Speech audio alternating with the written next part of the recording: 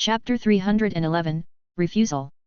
The Jackal men's tribal walls were semi-encircled, with mountains stretching out behind them. At the edge of the tribe, away from the main residential area, were two veins of ore with sizable reserves buried deep. Yuan picked up a few chunks of raw ore that had rolled onto the ground, recognizing them after a brief examination. It's black ironstone. The other vein was that of red copper ore. Both black ironstone and red copper ore were very common entry-level materials. Especially the former, it was the most commonly used basic material, seen in equipment forging and the construction of miracle buildings. These two materials had always been purchased from outside by the Tianyuan territory. Sometimes Sophia would buy them on Langsing, other times, Daisy would buy some when she found them at good prices while trading in Shilling Town.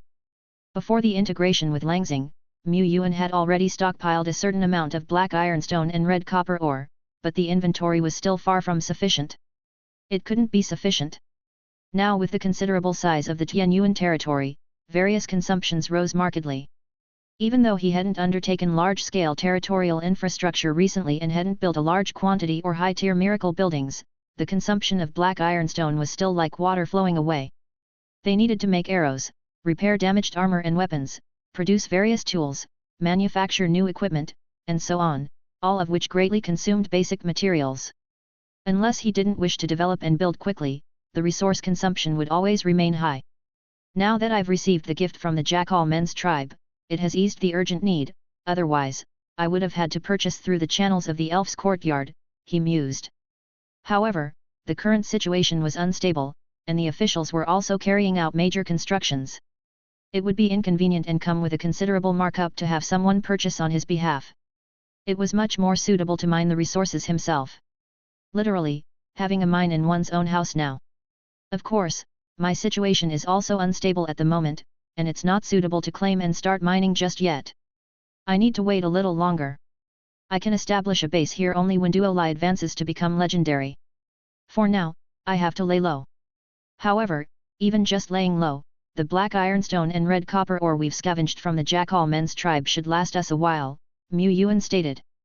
He immediately dispatched a few hundred elites to collect the ore. Standing atop the ore deposit, he surveyed the surroundings. The Jackal men's mining tools were varied and rough, with marks of energy cuts and heavy blows everywhere. A sign of violent mining. The entire vein of black ironstone was full of pits and ragged. Due to the Jackal men's violent mining, both veins had suffered considerable damage, and the reserves had significantly decreased. Such a waste! Let it be, let it be. After all, it came without cost, I can't be too greedy. Beyond these ore deposits, the search team found some fields in a secluded area that were unlike ordinary farmlands. These fields were an overall reddish color, and a strong smell of blood assaulted the senses as one approached. In these bloody fields were planted strange limbs and heads that seemed to swell and grow slowly like crops. This was a flesh field. The root of corruption flesh field. By planting just a small amount of flesh and corpses, there could be a continuous yield of meat grains fit for consumption. These flesh fields were probably the true source of food for the Jackal men's tribe. No need for maintenance, extremely high yield, filled with corruption. But also laced with eeriness and bone-chilling coldness. From afar, he could see chunks of conjoined flesh grains writhing about. Around them lay gnawed remains and scattered dry bones. The mix of blood and stench was pungent and nauseating. Even General Duolai said that the things here were nauseating. Burn it all, Yuan commanded. Make sure it's thoroughly cleansed. Yuan turned and walked away as blazing flames lit up inside the cave behind him. By the time he finished his rounds and returned to the tribe, the place had already been largely dismantled by the group. Everyone proficiently cleaned what needed to be cleaned and hauled what needed to be recycled into the recycling station. Known as the sacrificial black coffin. Yuan had also brought the sacrificial black coffin with him. It was quite reasonable for an army to carry coffins with them on a campaign. There were also dragons, strike that, acting as firefighters, dousing areas that were aflame and smoldering. In the blink of an eye, only a few eye-catching buildings remained within the Jackal men's tribe. Blood ponds. There were 3 blood ponds in the tribe. These blood ponds were not very regular in shape, about 20 to 30 meters in diameter, resembling colossal cauldrons with boiling blood inside and chunks of crimson clumps floating and sinking. It was disgustingly sickening to see. In front of the blood ponds stood statues of 10 meters tall, sculpted in blood color, humanoid in form, gesturing with one hand pointing to the sky, though their features were blurred and indistinct. These 3 blood pawns were very special. Deadbone and others fights on all fronts, duo last on-site nuclear explosion, nothing had damaged these blood pawns in the slightest. Clearly, they belonged in the same category as structures like the Root of Corruption, Totem Pillar, and Bloody Altar. As Mu Yuan walked up, the Lord's seal on the back of his hand grew hotter, and the prompt tone rang in his ears. Ding! Alert! Smelting blood pool detected. Chosen lords or hero units can destroy and purify it. Alert! Would you like to destroy it?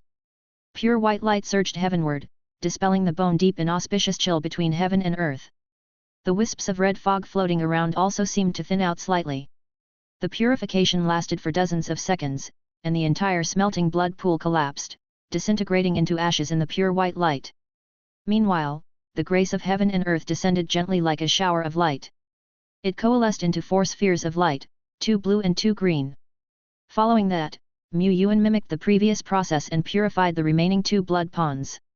The 3 blood pawns yielded 7 blue-level treasures. Among them were 4 superior-grade remnant souls. Superior 1-star level remnant soul Holy Light Priest, leader of the Tauren. Superior 2-star level remnant soul Blazing 2-headed Dragon. Superior 3-star level remnant soul Fierce Gun Ranger. Not bad. Mu Yuan nodded slightly. Superior remnant souls weren't what he needed, but such high-order souls were always in demand and were worth much more than ordinary superior materials. He had no complaints. Especially that 3-star remnant soul, it could attract many powerful lords to contend for it. The only regret was that he was now in the vast wilderness, otherwise, he could have taken these high-order souls to Panchi City to auction them off. The remaining 3 superior-grade treasures were also quite powerful. Notice, you have obtained the item Soldier Recruitment Order, blue, dot. Notice, you have obtained Miracle Blueprints Ice Heart Lotus Platform, blue, dot. Notice, you have obtained Miracle Blueprints Advanced Watchtower, blue, dot. Mu Yuan had once received a set of ordinary watchtower blueprints and built it around the temple in the Snake Man Swamp. However, that watchtower was toppled during the Red Fog disaster moon when he contracted his defenses. He didn't need such a lookout area anymore at that time.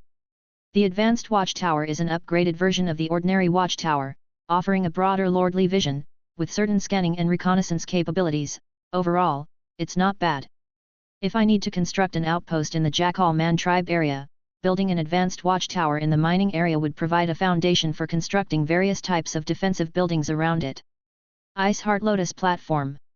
Description: a cultivation-type miracle building, it has benefits such as concentration, elimination of distractions, and intellect enhancement. Long-term cultivation using the Ice Heart Lotus Platform can significantly improve one's spiritual power, and this boost can break through individual limits. Mu Yuan nodded slightly. This building not only aids in cultivation but also provides support for major breakthroughs. In the future, perhaps the evolution ceremonies could be conducted inside the Ice Heart Lotus Platform, to take advantage of its beneficial effects. Of course, building the Ice Heart Lotus Platform or the Advanced Watchtower required a considerable amount of materials. He currently lacks superior-grade main materials and some rare-level construction materials, he would have to start procuring them. As for the remaining superior-grade items, Soldier Recruitment Order can be used on a troop building, allowing the building to perform an additional recruitment. The item can recruit up to a maximum of 5th Order troops, superior 1-star, with a recruitment number of 5. If the recruited troop tier is lower than 5th Order, the number recruited can triple for each level below. Mu Yuan pondered. If he used it to recruit 3rd Order treemen, he could recruit 5 times 4 times 4 equals 80 treemen. That's equivalent to the number of treemen he could recruit in a typical 8 months. If used to recruit 1-star little skeletons, he could summon over 1,000. The treeman troops were scarce in number and in urgent need of replenishment, however, over 1,000 little skeletons were also not a small number. Mr. Mu hesitated over which to choose. At that moment, "Lord, we have captured 2 sneaky feathermen." June swooped down from the sky, clutching a little feet Herman in his talon. The 2 feathermen looked utterly forlorn. Soon, Mu Yuan figured out the cause and effect. From the hesitant demeanors of the 2 feathermen, it seemed June hadn't made a mistake in capturing them. Half an hour earlier, 2 strong members of the Feather Court Guard had noticed the great commotion here. They approached quietly, watching from a distance. A few minutes ago, two members who had edged closer couldn't contain their curiosity. The battle seems to be over, let's sneak up and take a look. After all, the Queen ordered us to keep a close watch on the Jackal Man tribe, yet we're unclear about what exactly happened.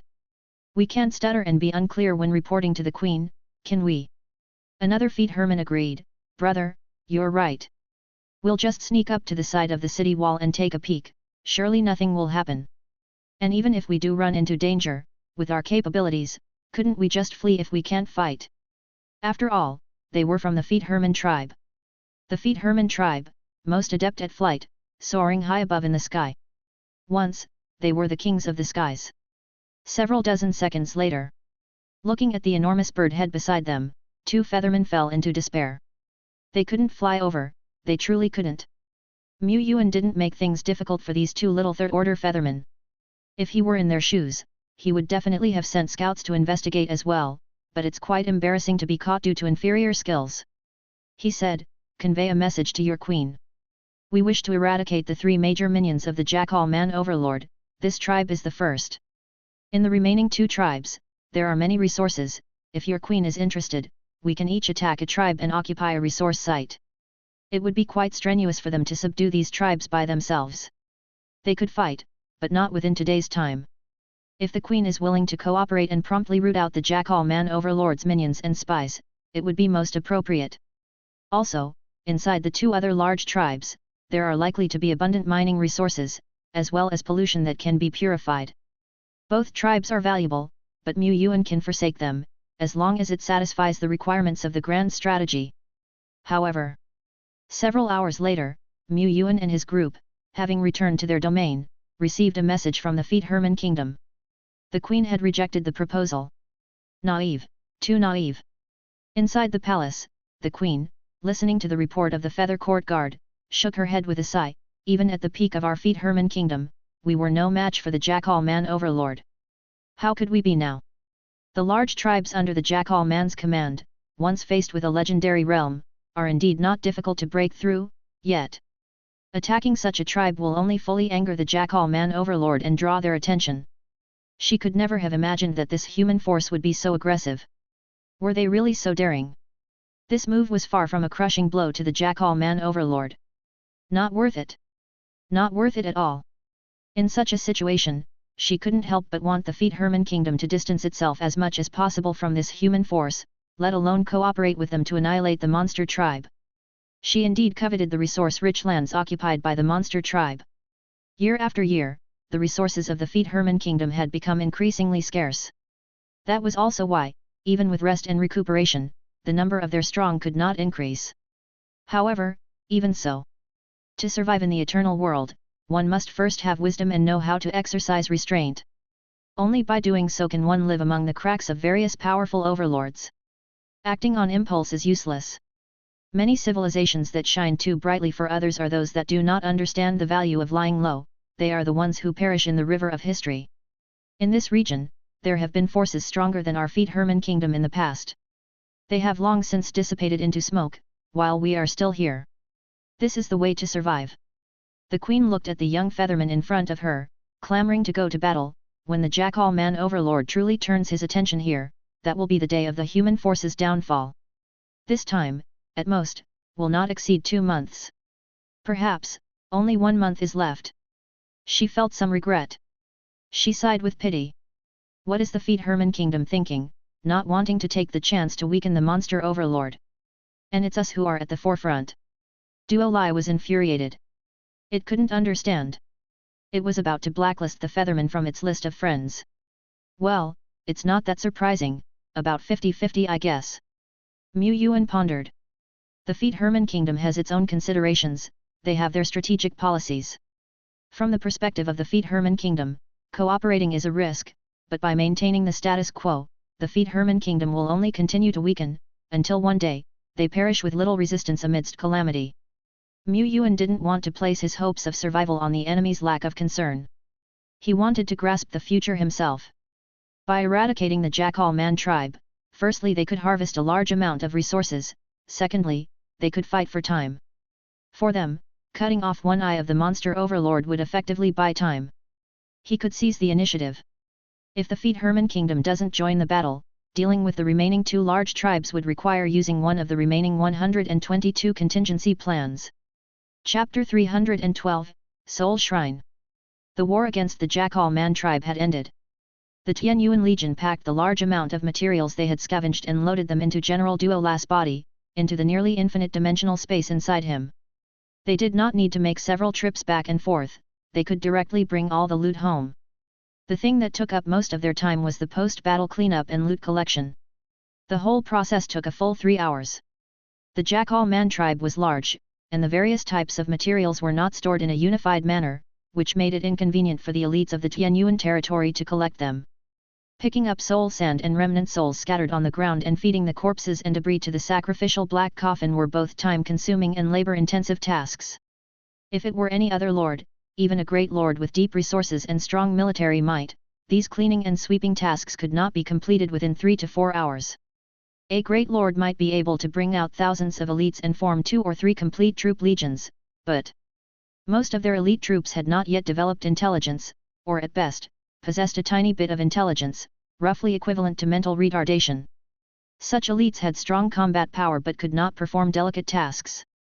They could not do what the Tianyuan territory was capable of, killing chaotically on the battlefield above, and rummaging below to pick up soul sand and drag bodies for gathering and mining. What is called the full awakening of self-awareness. While cleaning the battlefield, Yuan also guarded against movements from other monster powers. In his contingency plans, the worst-case scenario would be if 1 or 2 or even more from the legendary realm were to attack soon. For this reason, he prepared to give up part of the loot and also placed several scouting falcons in several key areas along the way, which might be sacrificed at any moment. But no such situations occurred. Several hours after the battle, apart from June capturing 2 spies from the Feet Herman Kingdom, there were no traces of monster power scouts. Scout soldiers stationed far away from the second Jackal Man tribe and the Kobold tribe brought back messages. Jackal Man tribe number 2, all as usual. Am I being too cautious, overestimating the enemy? Yuan stroked his chin, pondering. Deadbone stroked his chin and said, the enemy must be plotting a grand scheme that we are unaware of, dangerous, too dangerous. Having returned to their territory, Ilo quickly began a detailed inventory and statistics of the materials. Which materials were needed in large quantities by the Tianyuan territory now or in the near future, which materials were less likely to be used by the Tianyuan territory and could be sold. All these required detailed statistics and planning. This work should have been the Lord's, but Ilo was too capable.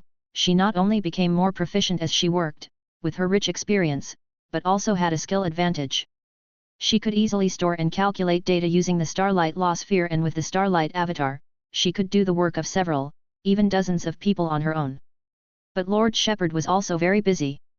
Eradicating a mere Jackal Man tribe was just the beginning for the Tianyuan territory, it was the start of the Tianyuan's grand strategy. Whether the Tianyuan territory could stand firm in this area depended on the next few steps. The Eye of Heaven is still cooling down, at this time, attacking the other 2 large tribes is somewhat risky, and the consumption of the 2 large legions and the various lords from this battle has also been quite substantial. Aside from no casualties, no lord used their ultimate move, and no large-scale magic or other such methods were used in this battle, the Tianyuan territory had given it their all. Continuing to fight would not be appropriate. Of course, the other 2 large tribes were quite far from the Tianyuan territory. Even if the second Jackal Man tribe conducted a carpet-like search, it would still take them about 8 or 6 days to get to the Tianyuan territory. Great Lord Shepherd was not in a hurry. They still had some loose ends to tie up, like 2 hours later. Yuan, Deadbone, Duolai, and a few other lords appeared in a dense forest, their eyes looking into the distance. Gaze. There, a grey, dusty shrine was faintly visible. Surrounding the shrine was a camp of modest size, disguised and hidden in the mountains and forests. Inside the camp, tall Jackal men could be seen patrolling back and forth. These Jackal men remained calm and normal, showing no signs of angry unrest from their home being destroyed. An utterly oblivious demeanor. It looks like the monster power doesn't have many communication devices in their possession, Yuan reasoned. Previously, when Deadbone, Duolai, and others launched a surprise attack on the Jackal Man chieftain, one of the strategic goals was to cut off the link between the Jackal Man tribe and the Overlord power. After the battle, they also found 2 or 3 items that seemed to be communication equipment. Mu Yuan destroyed them, as well as some other suspicious objects inside the Jackal Man tribe. Now that this small Jackal Man camp had not received any message, did it mean that the Jackal Man overlord was also unaware of the battle situation? To be determined. There aren't many communication devices within the Taishan Alliance either, but they aren't as scarce. He carefully recalled that communication devices seemed to be quite rare. In the Tianyuan territory, after purifying many roots of corruption, removing monster camps and monster tribes, not a single communication device was looted. The communication devices he possessed were either auxiliary tools given by Lu Miamu and Zhang Loxing or sets purchased from Shiling Town, such as the Gemini Pearl, communication legal mirror, dialogue notebook, and so on. The supplier from Shiling Town also imported their merchandise from other regions. Within the Taishan Alliance, there are territories capable of mass-producing these. After gathering his thoughts, Mu Yuan steadied his hand on Dead Bone's suggestion and conducted several probes. Finally, he confirmed that there were indeed no ambushes inside this small camp and with a grand gesture. Get rid of them. The Jackal Man elites walked away peacefully. The dense forest remained serene and still. Mu Yuan entered the camp. From the outside, the camp didn't seem large, but once inside, he discovered a deep hole that the Jackal Men had dug out. It was filled with countless dry bones. From the outlines of some skeletons, it could be vaguely seen that their owners were once massive and powerful. The Jackal Men here had buried a great many powerful monsters. But why? Mu Yuan looked toward the shrine in front of him. The shrine was covered in dust, looking old and damaged. It covered an area of roughly 200 to 300 square meters and was 8 or 9 meters tall. Set against the backdrop of towering trees and enormous skeletons, the whole shrine seemed rather small. On the front of the shrine, candelabra burned with 2 wisp-like blue cold flames. Duo Lai reached out his hand, touched nothing, yet inexplicably shuddered. Soul Shrine. Description: a special outdoor structure that can harvest souls and create remnant souls. Current residual soul energy, 2.366. Description: 1 point of soul energy can create a random rare level remnant soul, 3 points of soul energy can create a specified rare 1-star remnant soul, 100 points of soul energy have a chance to create a random superior grade remnant soul. With the ability to create superior grade remnant souls, this miracle building is definitely among the top tier in numerous outdoor structures. For Mu Yuan, he did not need superior grade remnant souls, but he could expend 1 point of soul energy to create 100 ordinary random remnant souls, or 33 specific types of remnant souls. Isn't this much better than the sacrificial black coffin next door? Mu Yuan snapped his fingers lightly. The ground not far away bulged, and white bones drilled out, intertwining to form a gigantic hand of white bone. The hand of white bone grasped 2 Jackal Man corpses and tossed them in front of the soul shrine. Prompt: would you like to offer the carcasses? Prompt: fresh carcasses are required to use the soul shrine. Once the carcasses are stored for too long, the residual souls will dissipate completely and cannot be harvested. Prompt: would you like to harvest Jackal Man brutes times 2? Prompt: harvesting completed, gain soul energy 0. Mu Yuan. Duo Lai glared at the soul shrine with malice. Did this broken structure just swallow our stuff for nothing? He kicked it fiercely, and the ground trembled while dust showered down. But, General Duo Lai was misunderstanding the situation. Although the soul shrine seemed a rather eerie and ominous structure, as a miracle building, it still observed the basic rules. The reason it hadn't harvested any soul energy was most likely because the 2 carcasses we provided, they don't have souls. They're just ordinary, non-sentient little monsters. To verify this guess, General Duo Lai brought over a carcass of a Jackal Man sub-leader that in life was of 3rd order warlord level. Prompt: would you like to harvest Jackal Man hunting general? Prompt: harvesting completed, gain soul energy 0.366. This robust Jackal Man carcass too turned into numerous pale blue light particles in front of the shrine, fluttering and then disappearing. Mu Yuan harvested all the Jackal Man elites present. More than 2/3 of the Jackal Man carcasses could not harvest soul power, while the remaining 1/3 could harvest at least 0.1 units of soul from a single individual. A single entity, at most, yielded 1.233 units of soul energy, contributed by an elderly Jackal Man priest. With that, the shrine's accumulated soul energy reached 6.222 units. Create all little skeleton remnant souls, commanded Mu Yuan. Outside the shrine, the 2 wisp-like blue cold flames flared up, flickering continuously. Along the vast hall inside the shrine, clusters of blue cold flames began to light up as well. They all flickered, spreading a chilling and ominous aura, as if a strange ritual was being performed. This outdoor building seems to have a few issues, much like the sacrificial black coffin. After shivering for several seconds, ripples ran through the shrine, and a total of 207 little skeleton remnant souls appeared in succession. Yuan inspected them for a while and then had Duolai collect them. The harvest is good. If the carcasses in the Jackal Man tribes had still been there, it would have been even better. For the next 3 days, Yuan closely watched the movements of the second Jackal Man tribe and the Kobold tribe. Both tribes were relatively calm, their daily routines not much different from the past. Hunting outside, holding blood sacrifices.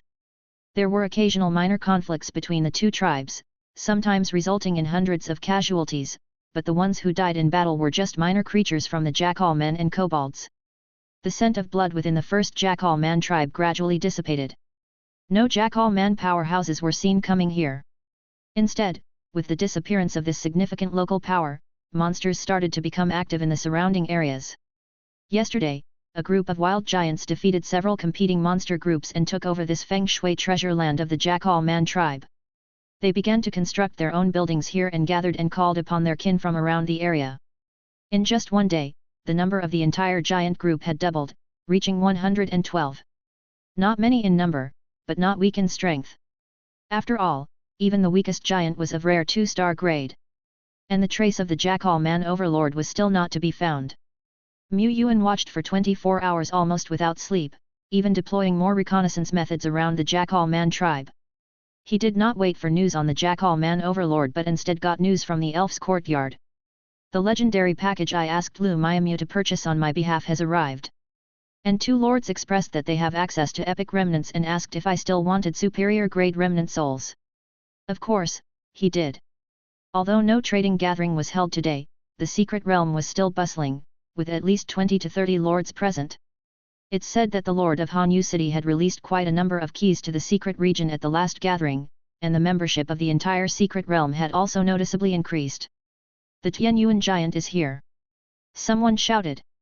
Of course, Yuan wasn't some major star, just a newcomer with some battle achievements and a bit of a promising future, not enough to frequently attract the Lord's attention. Only when big figures like the Lord of Hanyu City arrived would the entire place focus on them. Here, the goods you wanted are right here, check them yourself. Lu Miamu took out a standard storage briefcase, which contained a total of 4 sets of legendary breakthrough materials. The Taishan Alliance possessed a complete method for breaking through to the legendary realm. The breakthrough material packages had also been optimized several times and had easy to purchase, wide applicability, and high auxiliary effects among others. The only drawback to the legendary realm breakthrough package is it's expensive. A complete set of legendary realm breakthrough materials, including auxiliary materials, venue rental, and so forth, roughly needs about 2,000 soul crystals. Yuan had no venue to rent. The package he asked Lu Miamu to purchase wasn't the complete set of materials either. He didn't need that many materials. What he primarily purchased were the enhanced sublimation state, solid will, enhanced stamina, and most importantly, the small sets for survival. This simplified version set he bought cost him about 500 soul crystals. Still very expensive. Yuan directly bought 4 sets, each with different property tendencies. But the price of 500 soul crystals is what he would have paid if he went to the large city and bought them at the ordinary price.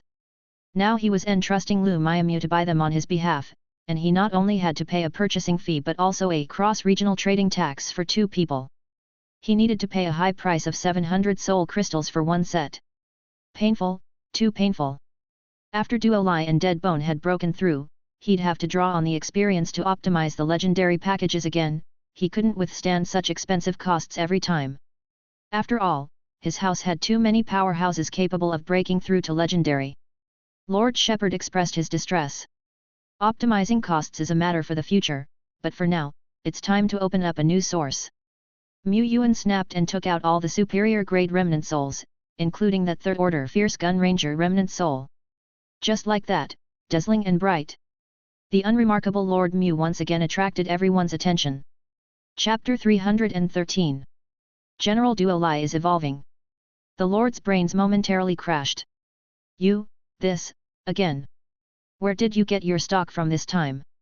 Just a few days ago, 2 superior grade soul remnants had many lords drooling. They were trying to gather items needed by Lord Tianyuan in hopes of exchanging them for a high-order soul remnant. Afraid they wouldn't make it in time, that someone else might trade for soul remnants from the Tianyuan guy, they were shocked to see Lord Tianyuan suddenly pull out 4 new high-order soul remnants. And that wasn't all. Inside, there's even a superior 2-star stage soul remnant and a superior 3-star stage soul remnant. Great Dragon Lord, always well informed, entered the secret realm in a flash and his eyes widened as he began to breathe rapidly. What did he see? A superior 2-star stage soul remnant? Times a high-order dragon soul remnant? He was eager to assemble a dragon sky team of 7 high-order dragon lieutenants. Now only 2 were missing. The blazing 2-headed dragon soul remnant struck straight at his heart. Tianyuan, no, brother Yuan. I must have this soul remnant, just name any treasure you'd like to trade for it. Mu Yuan was about to say something, but he felt his legs grow heavy. Looking down, he saw Zhang someone or other had, at some point, grabbed onto his pant leg. Great soul. No, foster father. Give me a chance to buy the fierce gun ranger. If a superior 1-star soul remnant was enough to make most lords present envious, then the blazing 2-headed dragon and the fierce gun ranger soul remnants were enough to drive many lords wild with desire. A superior 3-star soul remnant was an object of nobility that the vast majority of excellent lords could not obtain in their entire lives. They had to consider whether this might be their one and only chance in life to get their hands on such a soul remnant. With this soul remnant, at the very least, they could cultivate a general at the 4th order peak. Among those at the 4th order peak, the Holy Gun Ranger was a formidable force, able to defeat many 4th order bosses with an overwhelming advantage. The majority of lords only had 2 or 3 3rd order lieutenants. It was becoming increasingly difficult for their lieutenants to grow stronger. Some lords hadn't even been able to cultivate 3rd order lieutenants.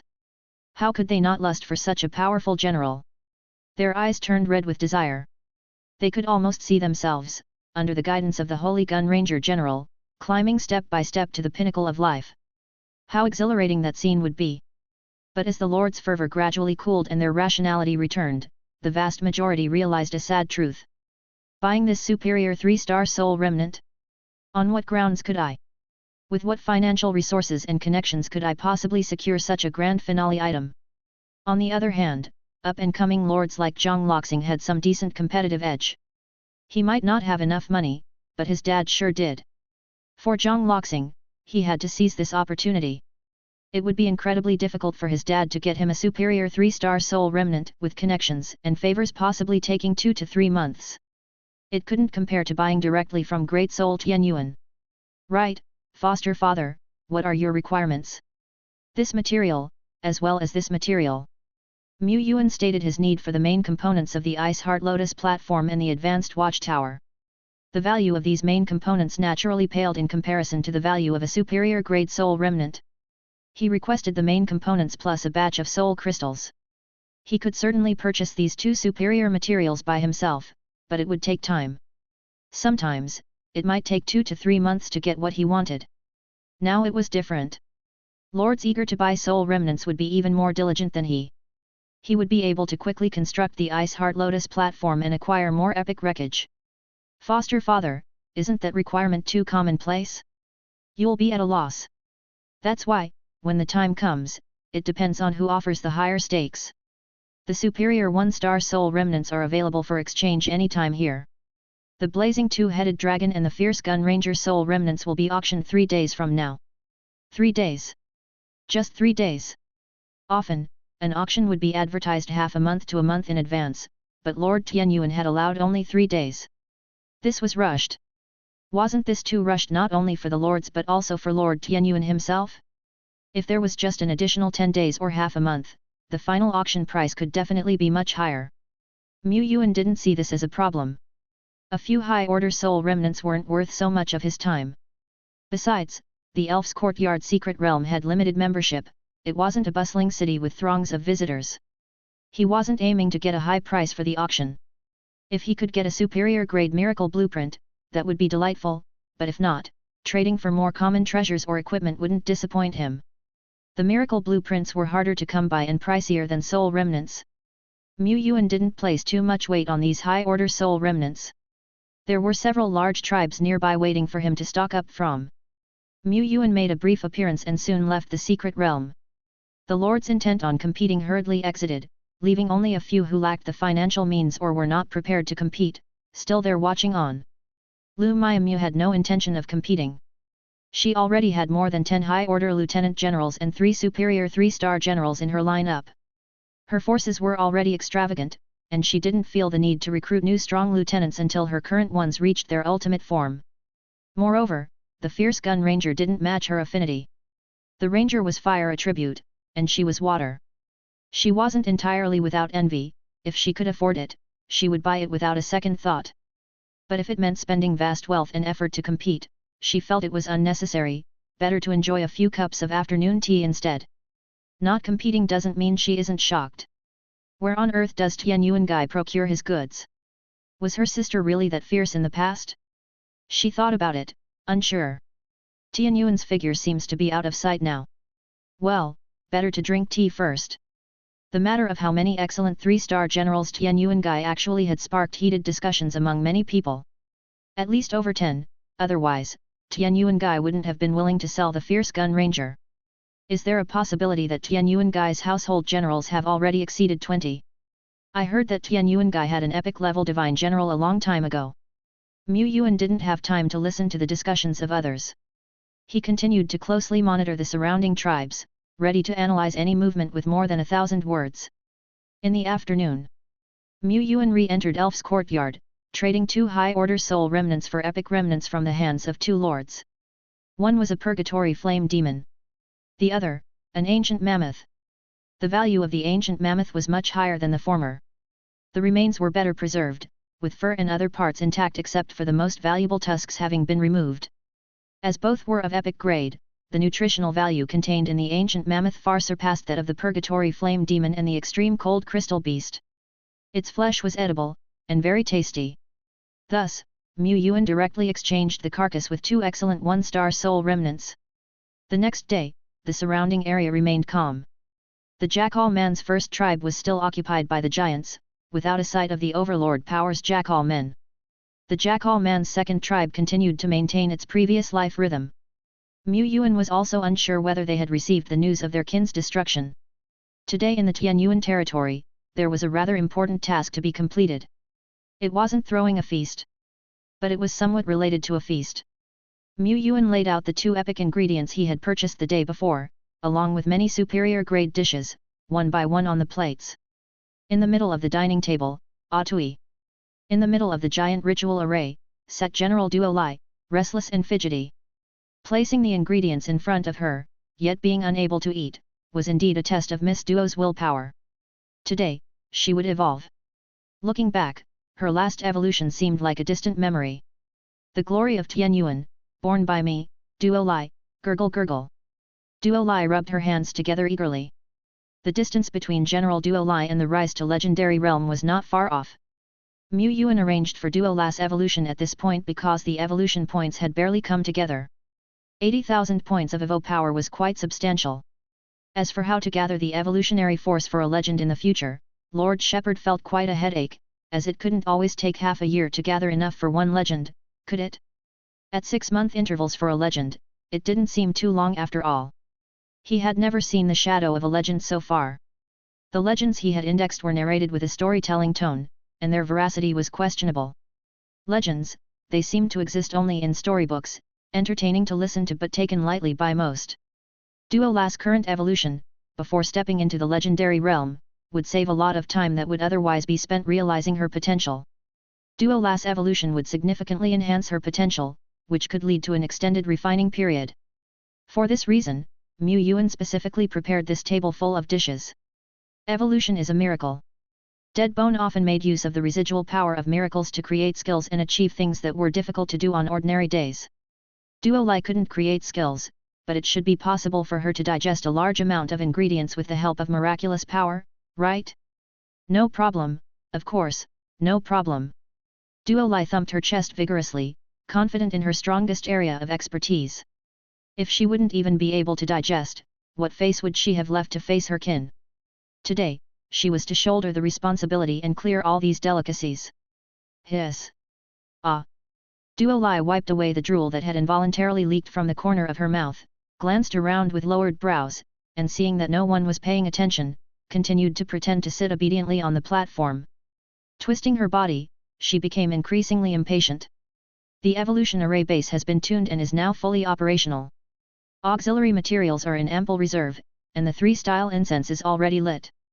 The wind is moderate, the sunlight is moderate, and there are 66.2 seconds left until the auspicious time. The shadow mirror has been adjusted and focused. Domain interferer is enhancing, 10%, 20%, 50%. The 6-style concealing array has been activated.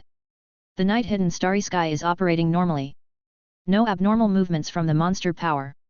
Ilo held a thick book, wearing glasses with data collection capabilities, standing half a step behind Yuan to his side, reporting the situation.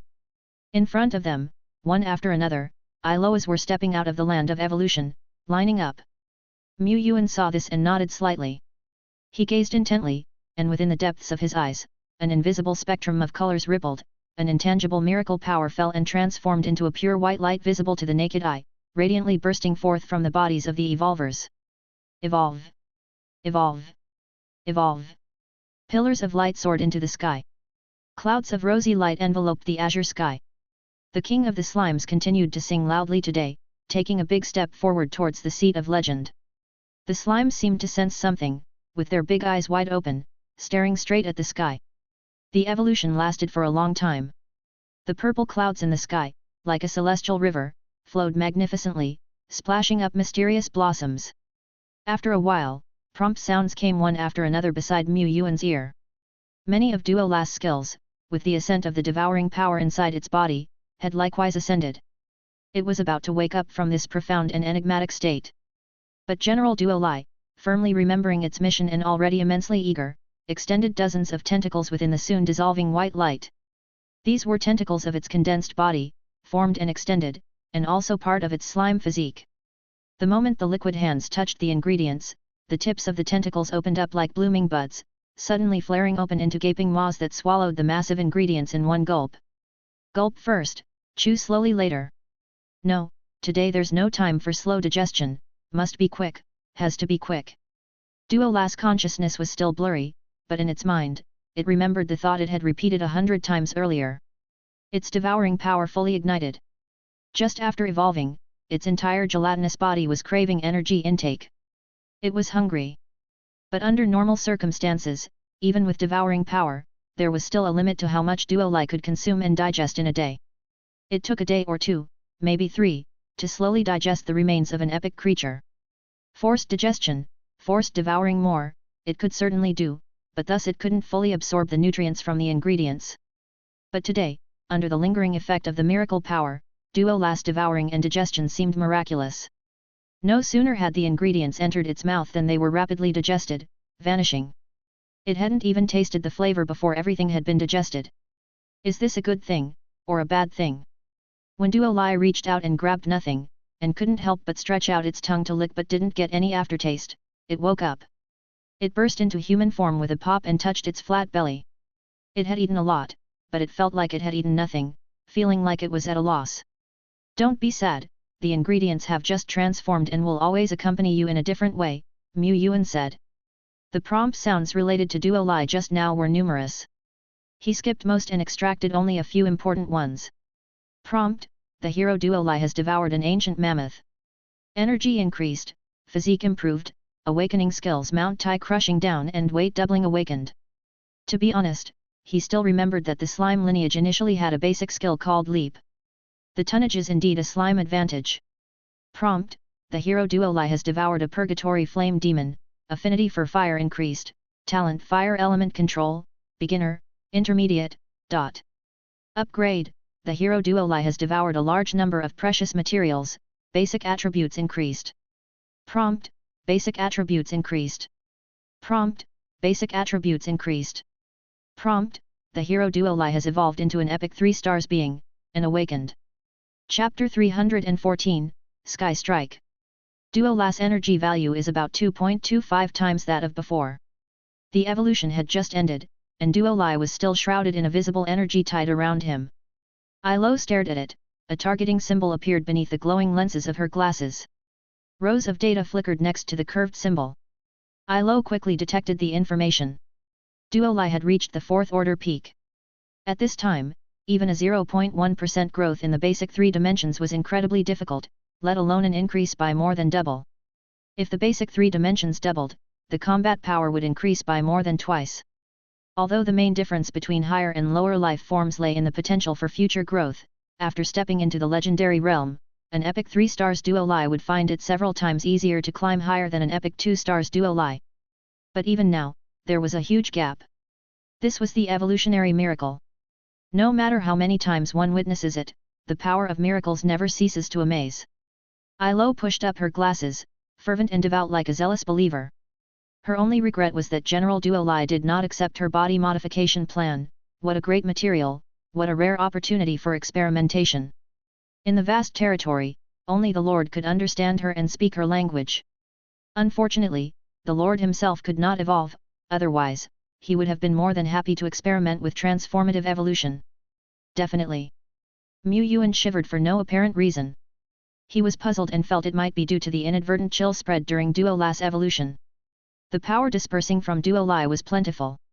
First, frost spread in all directions, coating the high platform and the surrounding ground in a thick white layer. Then a surge of cyan wind rose, and the heavens and earth were unexpectedly cleansed, as if the wings of the Wind King had descended, whipping up a tidal wave of wind with all its might. Thunderbolt followed in suit, the sky was covered with dark clouds, booming with thunder. And the fire was the most intense, pushing away the other 3 elements, glowing fiercely as if a red sun was about to rise. These phenomena appeared quickly and vanished just as fast. But around Duo Lai, there was still an invisible pressure misting, space rippled like a lake, creating circles of ripples. These ripples continued to emanate from several focal points, spreading out endlessly. Duo Lai seemed to be in a curved mirror, with its entire body contorted. Was it the high temperature that twisted the air? No, it was space itself that truly rippled. Duo Lai was like a long stick, stirring the calm space into commotion. Prompt: your hero Duo Lai has awakened the epic level talent Space Tearing Seal in the evolutionary miracle. Space Tearing Seal. Explanation: the devouring slime Duo Lai possesses a conceptual space tearing seal, and wherever the seal is stamped, space is controlled by Duo Lai. In simple terms, as long as Duo Lai stamps down the space tearing seal, the space in the area will crack and shatter. After the seal is stamped, General Duo Lai can also declare sovereignty over this area of space, manipulating the spatial cracks for his use. It seems to be a talent that is somewhat complex and requires operation. Mu Yuan contemplated, a bit worried if Duo Lai might not be able to handle it. But his worries were obviously unnecessary. Duo Lai was only a bit slow, not truly dull. It was having a blast at the moment. It hadn't even stamped down the space tearing seal yet, simply holding the seal and stirring lightly, it disrupted the nearby space with ease. This skill had a high status and involved control over space. Mu Yuan immediately discovered some ways to use the space tearing seal. For example, stirring and disrupting the space like Duo Lai was doing now could directly interfere with the use of spatial shift scrolls. Snap! Duo Lai gently stamped down the seal. Stamped on a space dimension that only it could see. In an instant, violent forces rippled outward. Space was like a punctured water balloon, cracking and shattering all around. Some of the spatial cracks ran over the stone platform, immediately consuming half of it, pulling it into the spatial turbulence. Duo Lai's eyes widened. Wait, this won't do. Destroying public property is definitely not okay. That's all small money. After about 10 seconds, the violent spatial cracks gradually became orderly, as if various weapons were being manipulated by Duo Lai. One could see serrated cracks extending from several areas. This was the power of spatial devour. This power, at this moment, did not continue to shatter space. Instead, the serrated cracks were like long space swords, whizzing and undulating through the space in all directions. How did you do that? I don't know either. Duo Lai tilted its head and pondered for a while. It was just like this, that, and then I could control it like this. Duo Lai clearly possessed a fine space instinct and space talent, but to have Duo Lai explain the principles, that was asking a bit too much of it. It was enough that it could skillfully use this power. Duo Lai had talent in skill application and development. It quickly mastered the use of its newly awakened talent space-tearing seal thoroughly and meticulously. Duolas space talent, based on this seal, only allows control over the surrounding space when the seal is stamped. At the same time, the space controlled by the seal tends toward violence, as if the originally calm water has become boiling. This is the fundamental characteristic of the space-tearing seal. The space-tearing seal had a high status, strong potential, and great operability. To be honest, giving it to Duolai was somewhat of a waste. A seal capable of splitting space and holding dominion seemed to be more powerful than the king's bone containing the power of witherness. However, space-tearing seal has its flaws.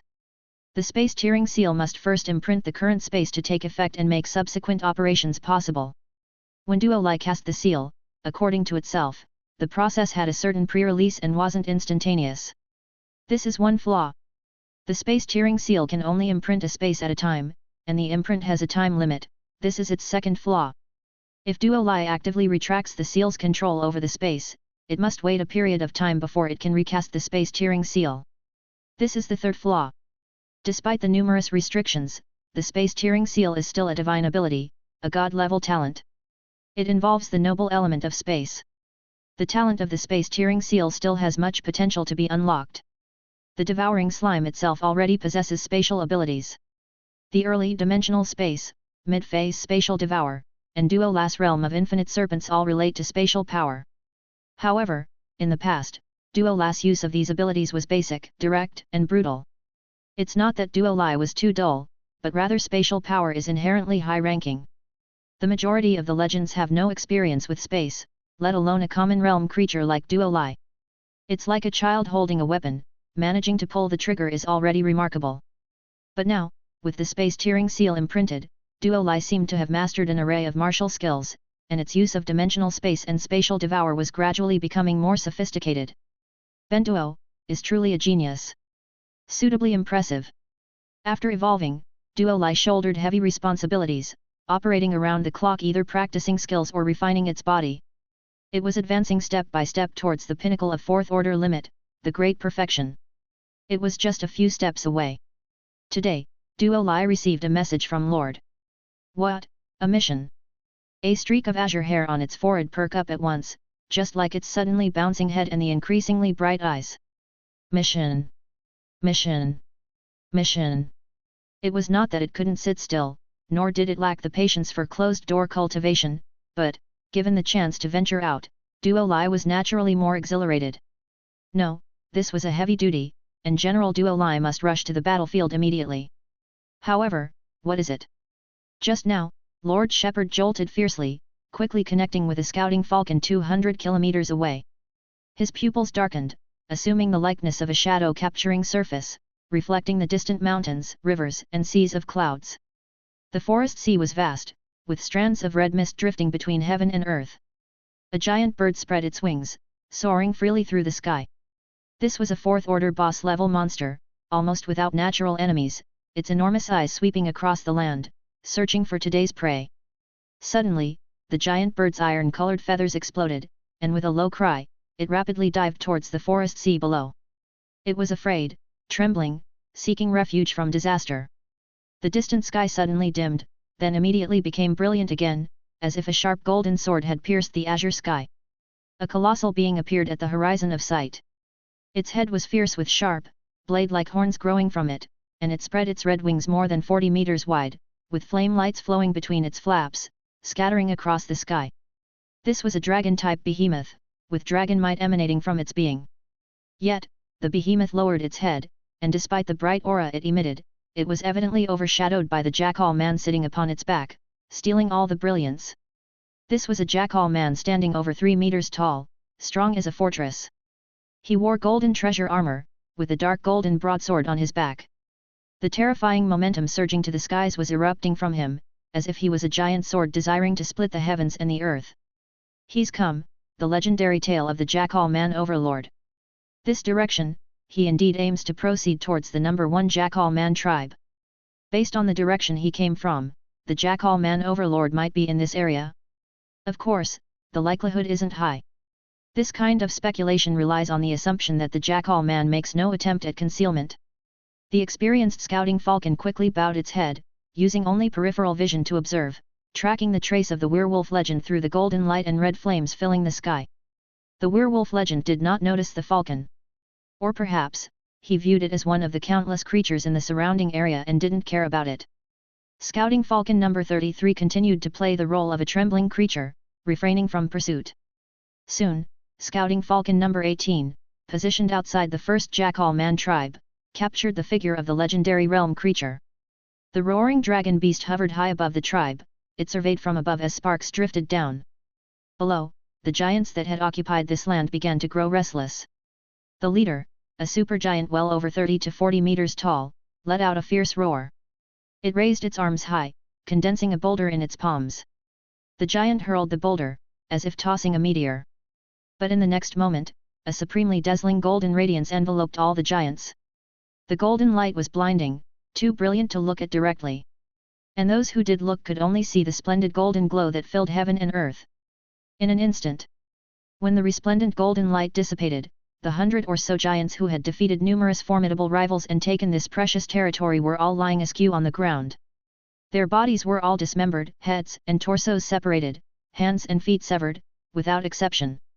Their massive corpses released streams of blood, flowing from the mountain top down to the foot of the mountain, watering grotesque flowers.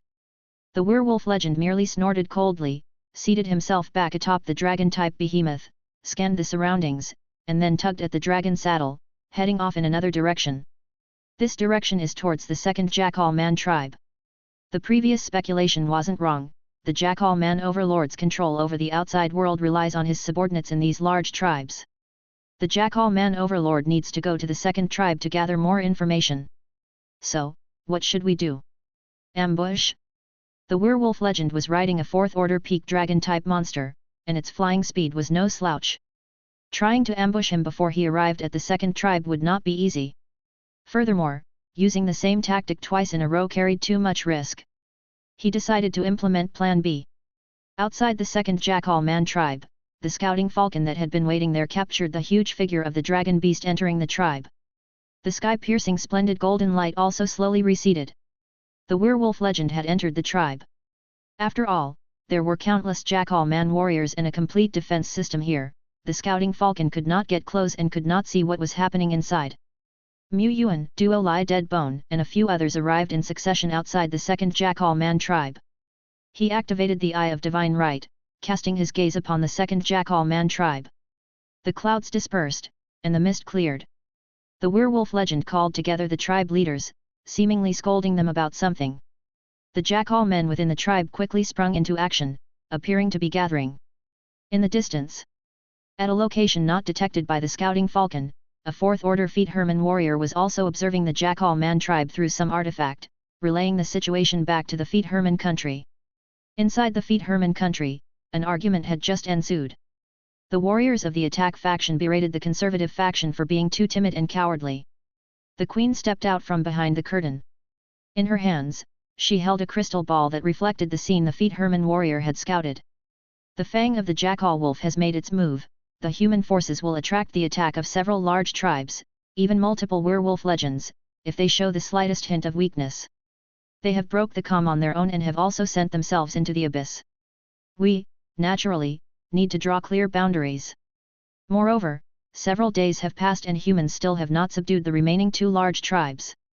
Clearly, conquering large tribes is not easy for humans, otherwise, they wouldn't think about dragging us into the fray. Humans are cunning creatures, and you are all still too young. Ranjayu and other representatives of the attack faction gradually fell silent. After a few seconds of silence, the blinding blue and red light suddenly lit up their faces. They stared blankly into the distance at the crystal ball the queen held in her hand. Light was bursting forth from within the sphere. The light was coming from the other side of the crystal ball. An indescribable, terrifying power suddenly tore the azure sky apart, casting down a destructive light from the heavens. Billions of thunderous lights bloomed over the plains. Chapter 315, Power-Type Troops. Several seconds earlier, the legendary figure, Jackal Man Sword Saint, Golden Blade Gaia, was issuing investigative tasks within the tribe. He still had some matters to attend to. He would make those forces that provoked the fang of the Jackal Man pay a price of blood and fire. He mounted his beloved steed, readying to leave. Do not disappoint the king. 3 days, I give you 3 days to find the provocateurs. If you fail, sever your own heads. To those wise wolfmen who were silent as cicadas in winter, the fang of the jackal man hardly gave a second glance before pulling on the reins. The dragon beast flapped its wings, rising high up and kicking up gales strong enough to topple wooden buildings. Suddenly, Golden Blade Gaia yanked the reins with force once again. The jackal man chieftains below, just having sighed in relief, tensed up once more, fearing they had somehow displeased this god of slaughter again. Yet, the legendary Gaia was not looking at them. His bushy reddish-brown eyebrows furrowed as his daunting eyes fixed gravely on the distant azure sky. He vaguely sensed something. His intuition was awakening. He noticed energy beginning to accumulate far off in the azure sky. But before the legendary jackal man had time to think or judge, the energy accumulating in the distance swelled rapidly, and in the span of 1,000th of a moment, it expanded to a level that even Gaia found alarming. The sky turned as red as if it were ablaze, and the vivid, enormous, and ferocious heads of giant dragons suddenly tore through the azure sky. Then a second, a third, a fourth, a total of 9 ferocious dragon heads roared as they ripped through the sky, extending their massive bodies that shimmered with dazzling light and were filled with a destructive aura of oppression. Their bodies were crafted from flames, and their scales laid out in thunderbolt. Endless fire and endless thunder condensed within their vast bodies, the terrifying pressure stirring the space around them, twisting it. The legendary jackal man, merely by gazing upon them, was shocked, terrified, and aghast. He was strong. Therefore, he understood even more the horrifying energy contained within the 9 dragons' magic that entwined before him. What in the world is going on? Such immense energy, where did it come from? It was as if some great being, separated by thousands of mountains and rivers, had hurled a devastating strike at him. He didn't understand. He was frightened. Thoughts raced through his mind like lightning. The next moment, the legendary jackal man abandoned his dragon beast mount and burst forth with tremendous momentum, flying towards the outskirts of the tribe. The dragon beast was too slow, he no longer had time to fly leisurely. He had to escape the coverage area of the 9 dragons' magic. But Gaia found he still couldn't fly out. Compared to the 9 dragons' magic that tore through the azure sky in an instant and descended roaring before him, his flight speed was still too slow. The space around him, under the pressure of the vast energy, became viscous. He was stuck within it. Having just begun to soar for a second or two, the blinding light of the thunder flame already illuminated his face. Under the flashing red and blue lights was his pale, ashen face. Gaia ceased his attempted escape. He raised his sword, his eyes white as copper bells, bloodshot, and filled with amazement as he stared directly at the oncoming 9 dragons' magic, his aura bursting forth even more terrifically. The space grew increasingly stagnant, the oppressive force weighing down like mountains upon the second jackal man tribe. Fear filled the eyes of many high-ranked jackal wolves. Some jackal men were crushed to the ground by the heavy weight, others bared their teeth, striking out fiercely alongside the legend. The domineering and sharp golden sword light soared to the heavens, like a colossal golden sword standing erect upon the earth. Around the sword, steep mountains shaped like blades stood tall and majestic. This divine and extraordinary scene rippled outwards, reaching in all directions. That was the domain of the legendary jackal man. In the bright gaze of the overlording thunder dragon, the divine and extraordinary domain seemed insignificant, and so did the resplendent towering golden sword. The 9 thunder flame dragons, each hundreds to thousands of kilometers in length, hovered over the tribe, and then, as if they were tearing through the sword light, the domain, space, and the world itself, they dived down. Endless light, endless flames burst forth over the vast plain, creating the most dazzling fireworks of that moment. Far away, in a hidden sanctuary within the overlord power of the fang of the jackal wolf, an elderly jackal man patriarch suddenly rose to his feet, his face illuminated by the treasure mirror filled with billions of glimmers of light. Half a second later. Crack! The treasure mirror shattered. A round of Dari rose slowly above the horizon, its shockwaves visibly sweeping out in all directions. Towers, walls, and every building that had been painstakingly polished fell apart like fragile building blocks when swept by the blast. This was a scene witnessed from a somewhat distant area.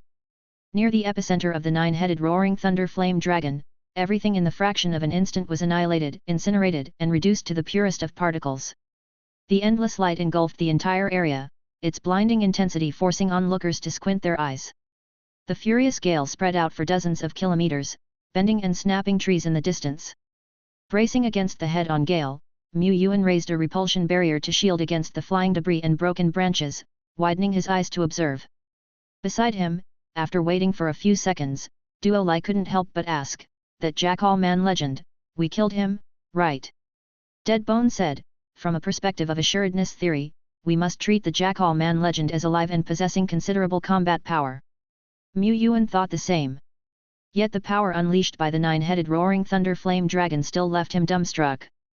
This was the V3.1 version of the nine-headed roaring thunder flame dragon, and its techniques were based on Duo Lai at the epic 2 stars 4 order peak stage. Duo Lai of this period was already in possession of destructive power. And this large-scale magic technique was equivalent to 10 over limit swallowing extreme state Duo Lais, their techniques hand-twisted and then fused together. After fusion, it went through a systematic upgrade via the construction of the Staff of Divine Right, and only then was the third generation of the nine-headed roaring thunder flame dragon officially born. Yuan had not really tested this generation of the nine-headed roaring thunder flame dragon. He dared not test it. The effects and impact force of the previous generation's large-scale magic falling down were already terrifying enough, let alone now? This is the art of explosion. Such grand energy was enough to overwhelm and destroy everything. Big is strong. Big is beautiful. Big is invincible. Even the domain of the legendary realm had its limits of bearing, and the range covered by the nine-headed roaring thunder flame dragon was even bigger than that expanded by the legendary Jackal man. As a technique that had been upgraded through the iteration of epic buildings, this large-scale magic seemed also to possess an incredibly high rank of destructive power. It wasn't just about the quantity. It could almost be considered an epic-level large-scale magic. The only flaw in this technique was Yuan could not control it. The caster could only designate a location for the large-scale magic to fall, and after that, all that was left was to wait for the magic to explode on its own. If they had been inside the Jackal man tribe at that time, they probably would have been obliterated and incinerated among the billions of thunder flames just like countless Jackal men, with not even their bones left. Wait a minute. Duo Lai suddenly remembered something important. One of the wilderness buildings I found before is located within this Jackal man tribe. This, such grief. It gaped at the still rising flames of thunder on the horizon, dumbstruck and speechless. Yuan hadn't forgotten, but he was more mindful of being cautious and secure first. The duration of the raging thunder and fire was longer than anticipated, with dragons of fire occasionally flying up from within the light and heat and thunderbolts flashing incessantly around. The energy burst continued for round after round until it began to subside after more than 10 minutes. Yuan opened the second eye of divine right, surveying the entire Jackal man tribe from above. There were no longer any traces visible of the once existent tribe, only a gigantic pit remained, with flames still burning fiercely. After a while, Yuan's incarnations, Duo Lai's split bodies, incarnations of dead bones, and so on, started to venture deep into it. The destructive power had dispersed, leaving only some flames still burning. There were hardly any Jackal man corpses around, and even the soul sand and remnant souls that had separated from their bodies were scant. Clearly, these spoils of war had also been obliterated in the billion-fold thunder flames. They could still find some soul sand and remnant souls. This was because soul sand and remnant souls were released after the monsters died, sparing them from the first blast of the large-scale magic. However, the subsequent 10 or more rounds of smaller energy bursts still destroyed a great deal of soul sand and even remnant souls. The treasures, materials, and equipment of the tribe had all been destroyed and incinerated long ago, not a drop remaining. Duo Lai, rummaging through the soil and crystals baked under high temperatures, was close to tears. It hurt so much. Yuan was also somewhat silent. Was the experimental result of the nine-headed roaring thunder flame dragon strong? Too strong. But it was so strong that not a single spoils of war remained. Wait, there's still something left. Duo Lai exclaimed in astonishment. They had not found the corpses of the legendary Jackal men, and clearly, under the billion-fold thunder flames, even beings of the legendary realm ended up with not a bone left. However, there were still remnants. It's the wilderness building. Altar of Destruction. Status, damaged. Description, a special building that can temporarily enchant with the flame of destruction, but it is damaged and requires repairs before it can be used. Even wilderness buildings couldn't withstand the nine-headed roaring thunder flame dragon. However, this building. This is a type of combat enhancement building, and the power of a flame entitled with destruction is probably not low. If we were to aggressively attack this Jackal Man tribe, it would not be easy to take down. This is under the premise of no legendary realm creatures. The moment the legendary Jackal Man entered the tribe, Yuan immediately dismissed the idea of a strong attack. The last time they ambushed a goblin legend, they only managed a narrow victory. To kill a legend within the territory of a tribe was simply unrealistic. Indeed, it was still best to clear the area with large-scale magic. Brutal and simple. The altar of destruction was not the only thing that survived. Within this shattered land, there were 2 more buildings that were better preserved than the altar of destruction. Blood Pond. There were 3 in Jackal Man tribe number 1, and here there were 2. The Blood Pond had slight damage, but the extent of the damage was very light.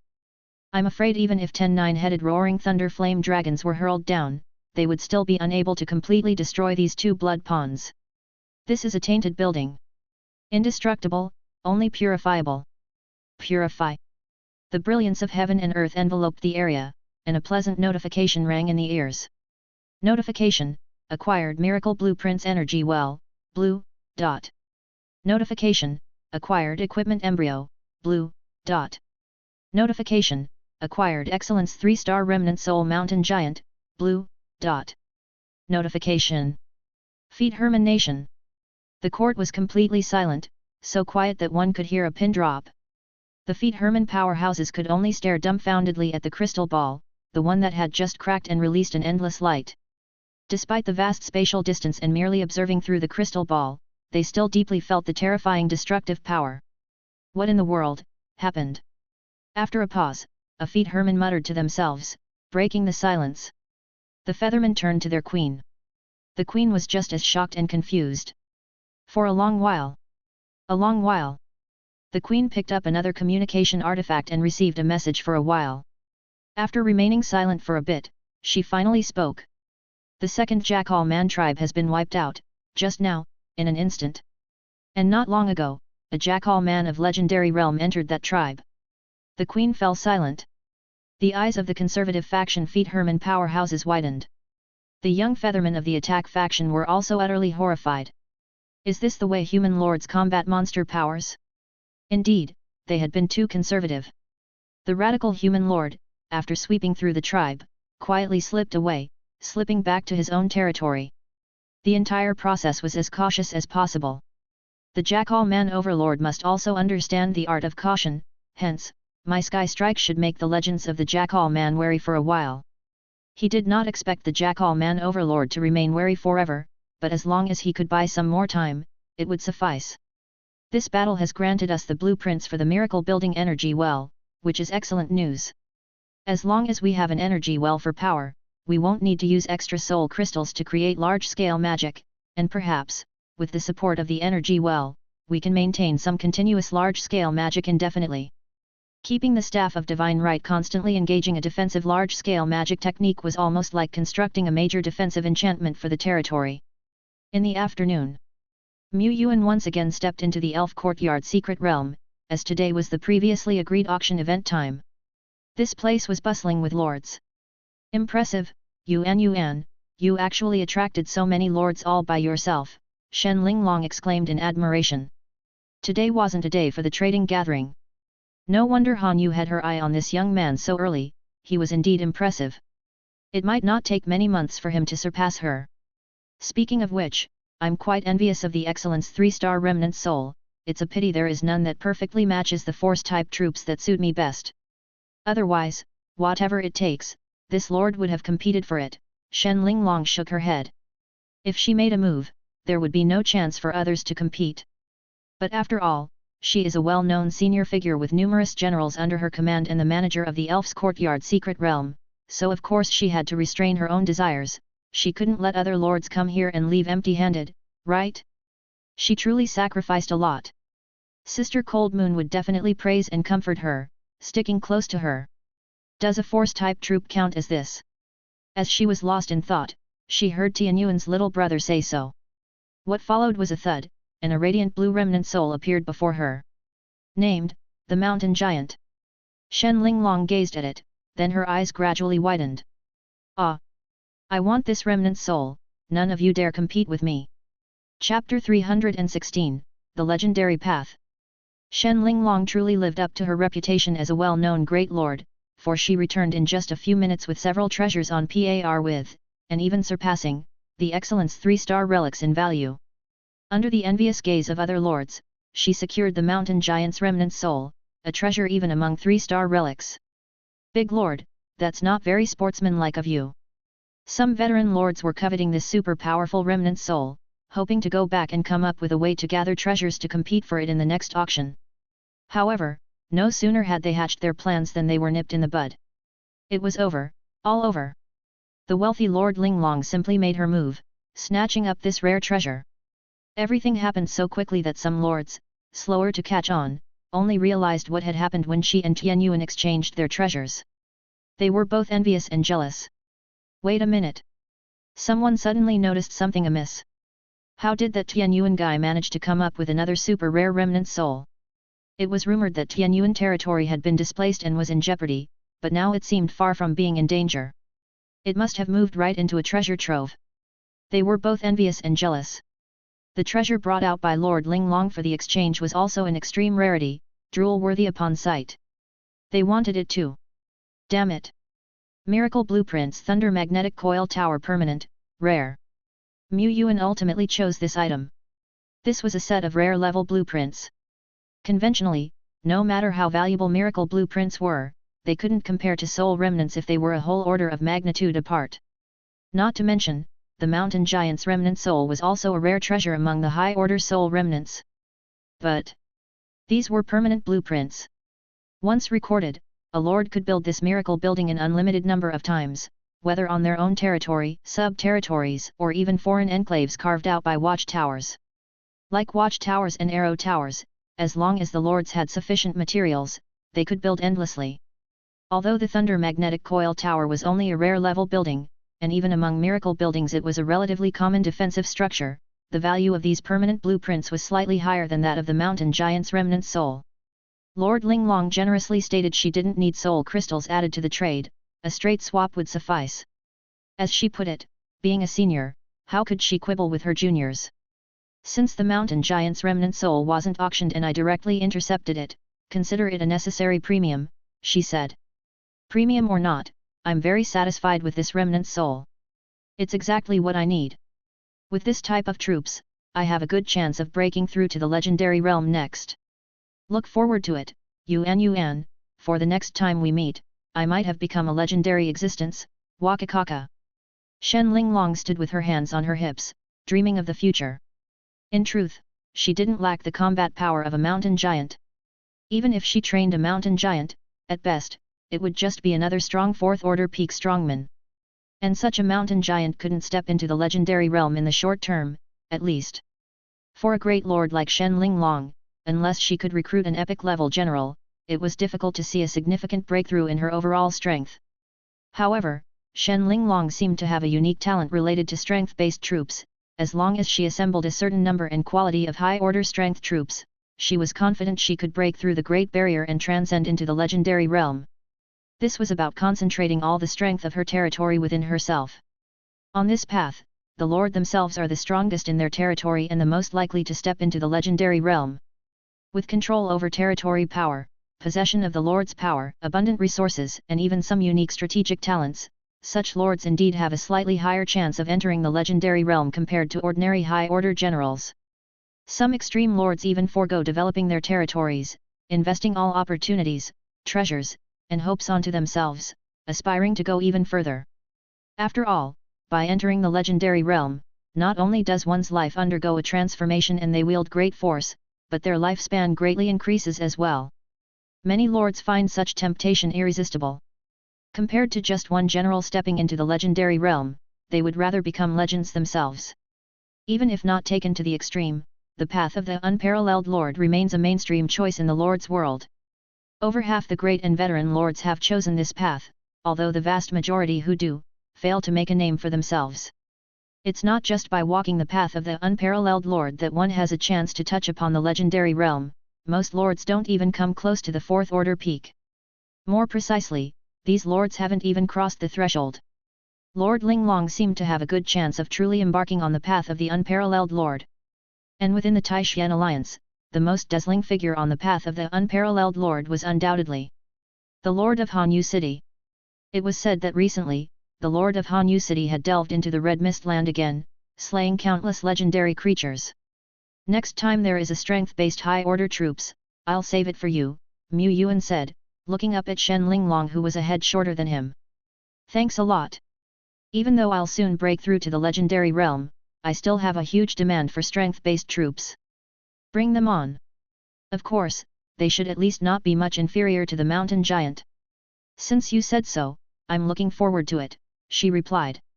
Possibly in another month or two, Tian Yuan might just pop out several high-order soul remnants. The thought is indeed quite exciting. I can't lag behind either. If by the next time we meet, I'm still not in the legendary realm, that would be rather embarrassing. I did just brag about it. No problem.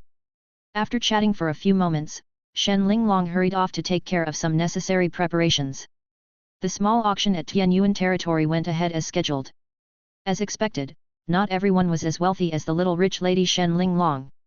It took time to arrange for the exchange of treasures, so naturally, they could not produce anything as precious as miracle blueprints. Two lords brought out epic-level remains. One of them was Zhang. He added a piece of superior-grade equipment, 2 superior-grade materials, and a batch of soul crystals, exchanging them for the coveted superior 3-order Holy Gun Ranger Remnant Soul. With a superior 3-order ranged major character who can also buy all sorts of powerful enchanted bullets through Krypton Gold means, with this major character, the future of Luoxing territory is promising, gaga. The auction ended quickly. Although he didn't swap for miracle blueprints, Mu Yuan also obtained some treasures he had been longing for, which were of equally great value to him. Upgrading fragments. These fragments of rules that have a chance to be born at the junctions had also emerged in considerable numbers with the integration of Langxing. These are likely the last batch of fragments. Perhaps due to the vast scale of Langxing's integration, these fragments, formed from clashing rules, were more resilient. Shrinking in size slower than before. A few days ago, the exploratory team of Tianyuan territory restarted and discovered a domain fragment in the wilderness. And today, he used 2 high-order soul remnants to exchange for a total of 8 upgrading fragments, large and small. I've made a fortune. I've made a fortune. Mu Yuan thought so. The trading lords thought the same.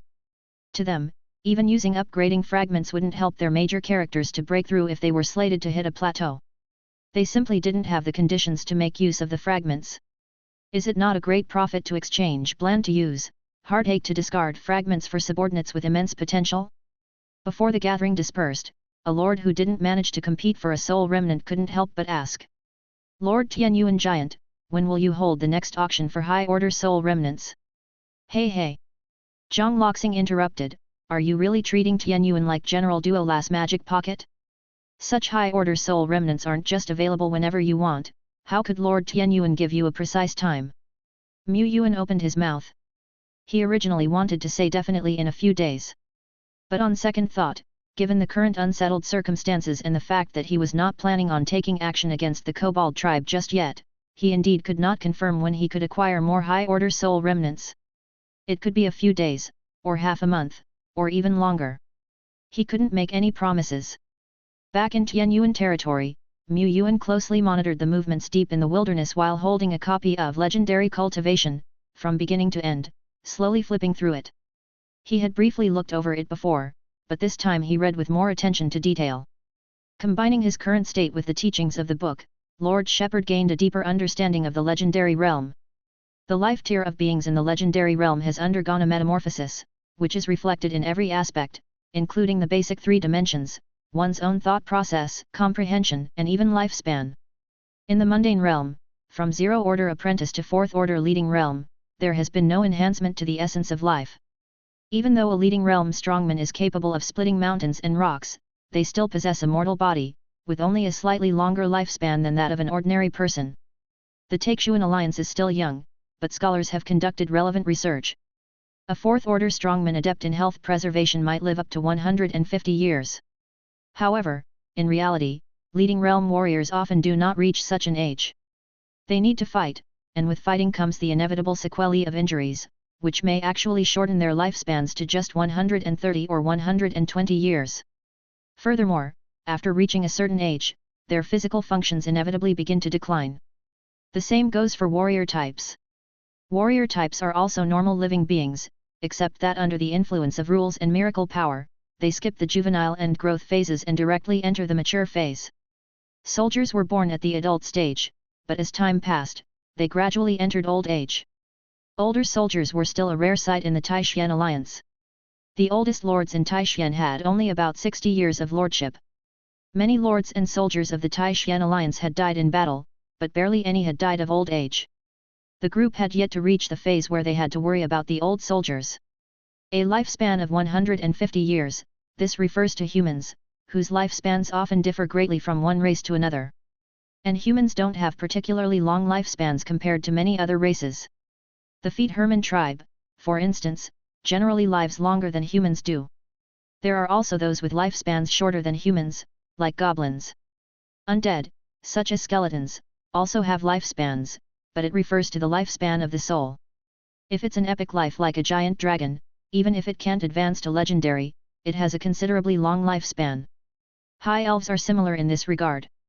Once humans ascend to legendary, their lifespans directly climb to 300 years.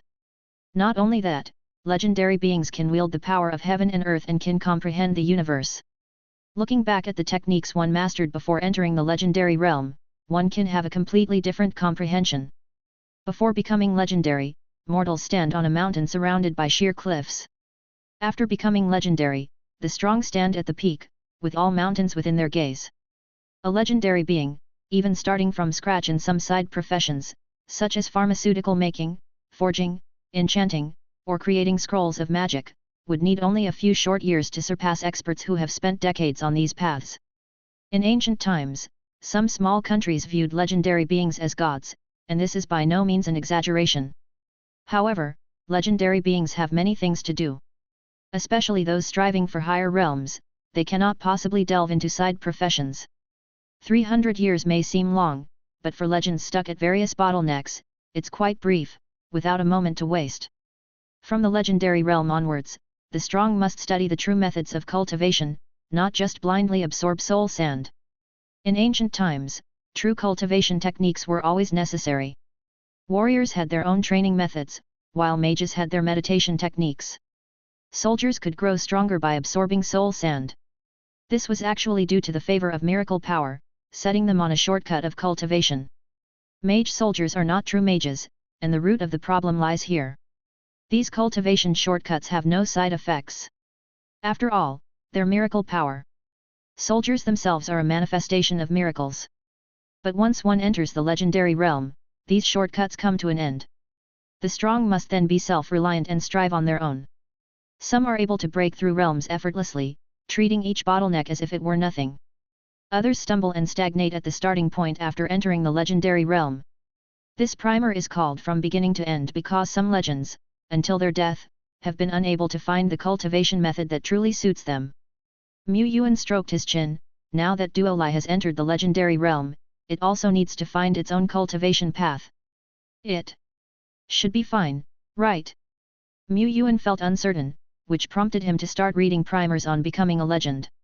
At the critical moment, it might even need him, the all-capable Lord, to dispel the confusion in Duolai's heart. It's just, I feel like I'm about to enter the earth just looking at these basic cultivation techniques. Before the integration with Langxing, Yuan had used a hefty amount of contribution points on the Taishuan Covenant platform to exchange for a few basic cultivation methods. Physical series, Undead system, Fire series, Blue Wood series. Legendary beings could directly learn these cultivation techniques and practice according to them, but the progress would be very slow. After all, these were basic versions with a wide range of applicability. Yuan exchanged for these cultivation methods mainly for reference. Legends who wanted to find their own cultivation methods certainly needed reference manuals. The reason some old legends hadn't been able to find their path until their death was that they had no one to discuss with and no previous path to refer to. With the backing of the Taishan Alliance, he had quite an advantage. On the Taishuan Alliance platform, there were also some profound cultivation methods available for exchange. Those were expensive and difficult for beginners, so Yuan planned to wait until Duolai's advancement before deciding whether to exchange for them or not. It's just that his current Taishan contribution points were running low. Now isolated, he had no way to earn more contribution points. As for the future, I'll think about that later. And now, with 2 epic ingredients on hand, the time needed for Duo Lai's limit refinement could be shortened further. The day General Duo Lai would enter the legendary realm was just around the corner. With the right timing and location already prepared, it's just the human element that's pending. With Tian Yuan territory about to give birth to a legend, and Shen Linglong envisioning her legendary future, everyone's tomorrow looked bright. Chapter 317, Today, The Legend of Duo Lai. The Tian Yuan territory's region briefly calmed down, seemingly the quiet before a storm. Only a large tribe under the dominion of the Jackal Man Overlord, the Kobold tribe, had kobolds rush out in a flurry, as if searching for something, yet they confined themselves to their own small area. Some wise kobolds tentatively stepped onto the scorched earth that had been burned down to ruin, pretending to look around for a while, then swiftly departed. The legendary Jackal Man did not appear again. Even though Mu Yuan had used the Eye of Heaven twice, once over the area of the Jackal Man tribe burned to the ground and once above the Kobold tribe, he detected no high-energy reactions from the legendary realm. He still planted scouting falcons at various points and also had some evil spirits and elite ghost generals lurking in the dense forests. Meanwhile, Shilling Town was experiencing storms and heavy rain. No, this place is no longer Shilling Town, but a city-level territory, Shilling City. Recently, Mayor Kui Long led his generals and elites to initiate the territory advancement trial. Upgrading from a level 4 to a level 5 territory is a challenge all miracle lords must face. Upon entering the city level, the lord's power will see an enhancement. Lords with personal talents will mostly undergo a transformation at this time. Those without talents also have the chance to awaken their own during the trial's baptism. There's a significant gap between city-level lords and town-level lords.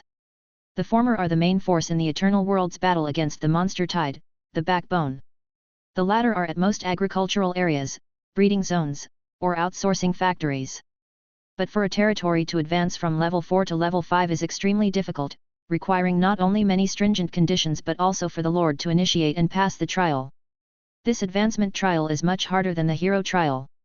Without sufficient strength, courage, and wisdom, even if one has managed a territory for a long time, they can only remain a town-level lord for life.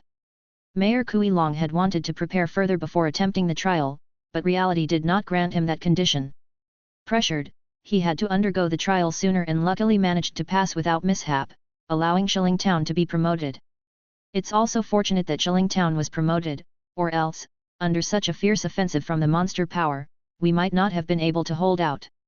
Yes, after Shilling Town advanced, many defensive structures could also be upgraded. Otherwise, just with us, it would indeed be impossible to withstand those terrible flesh-aggregated monsters.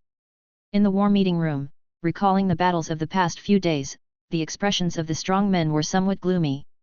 It was only when they really fought that they realized this war was completely different from the usual dumb and silly waves of monsters. During the Calamity Moon, the pressure of defending the city mainly lay in endurance, as protracted battles would exhaust them both physically and mentally. The monster power's offensive seemed less fierce and terrifying than the monster tide on the surface, but in just a few days, several sections of the walls of Shilling City had collapsed, almost leading to a breach. The toughest to deal with are those flesh monsters. One strongman said. These flesh monsters weren't strong per se. In a one-on-one situation, a third-order warlord-level strongman might have a chance to slay an aggregated flesh monster. However, these aggregated flesh monsters were enormous, measuring 20 to 30 meters, and the energy within their bodies far exceeded that of a third-order strongman. On the battlefield, a single aggregated flesh monster's impact could be more terrifying than 10 or 20 third-order monsters. Not even third-order, or even fourth-order strongmen, could withstand the charge of a massive flesh monster. Unless they possessed existences like the mountain giant, which in no way fell short in physique. In Shilling City, there indeed was a mountain giant, but there were dozens or even more flesh giants. Several times the city walls of Shilling City were toppled because they couldn't stop the flesh giants. Thankfully, our city defense weapons in Shilling City are powerful enough, and we have Thousand Stars Arrow God holding the fort. Indeed, the high-order intelligent monsters killed by the Arrow God alone probably outnumber all of us here combined. Such strength is undoubtedly in the top 10, or even the top 5 of the Dragon Gate rankings. No, in the defense battle, the deterrence of the Arrow God is definitely stronger than the first place on the Dragon Gate rankings. Speaking of which, Why hasn't the arrow god showed up at the meetings these past few times? Forget the meetings, even during the war, we've never seen the arrow god in person. But even though the arrow god never showed up, his/her arrows could always arrive timely and accurately at any corner of the battlefield. It's as if he/she wasn't there, and yet seemed to be everywhere. He/she is the spiritual pillar of the people, the guardian deity of Shilling City, the mysterious arrow god whose identity and appearance remain a mystery. A meeting? I won't go. A victory feast? I won't go. The strong men from the pioneer group are coming soon, they asked if I want to make an appearance? No, I won't go to any. In the residential loft, 17 shook her head repeatedly. As the leader of the guard squadron stationed in Shilling City from Tianyuan, 17 only moved between her residence and the training facility, strictly avoiding public appearances. She disliked socializing with strangers. And did not dare to. She had no idea what to say at gatherings or meetings, and even just sitting there without speaking made her feel incredibly awkward, her unease growing just by simulating it in her mind. Inside the brocade bag given by the Lord, there were no ingenious strategies related to the meeting either. She turned it over and couldn't find anything, so, of course, she was even less willing to go. She never liked it in the first place, as communicating with strangers is so much harder than shooting down a group of fourth-order bosses. As a result, 17 stayed indoors, not showing her face even during the war. It wasn't necessary for her to show up, was it? All she had to do was pull the string of the whisper bow and activate the 10,000 arrows treasure, and her shooting range would cover several kilometers. She just needed to find a suitable sniping spot, and she could carry the entire field. However, the Tianyuan small squad couldn't be completely unconnected to Shilling City. Strategic arrangements, tactical planning, distribution of spoils of war, and so on, someone needed to negotiate and communicate with Shilling City.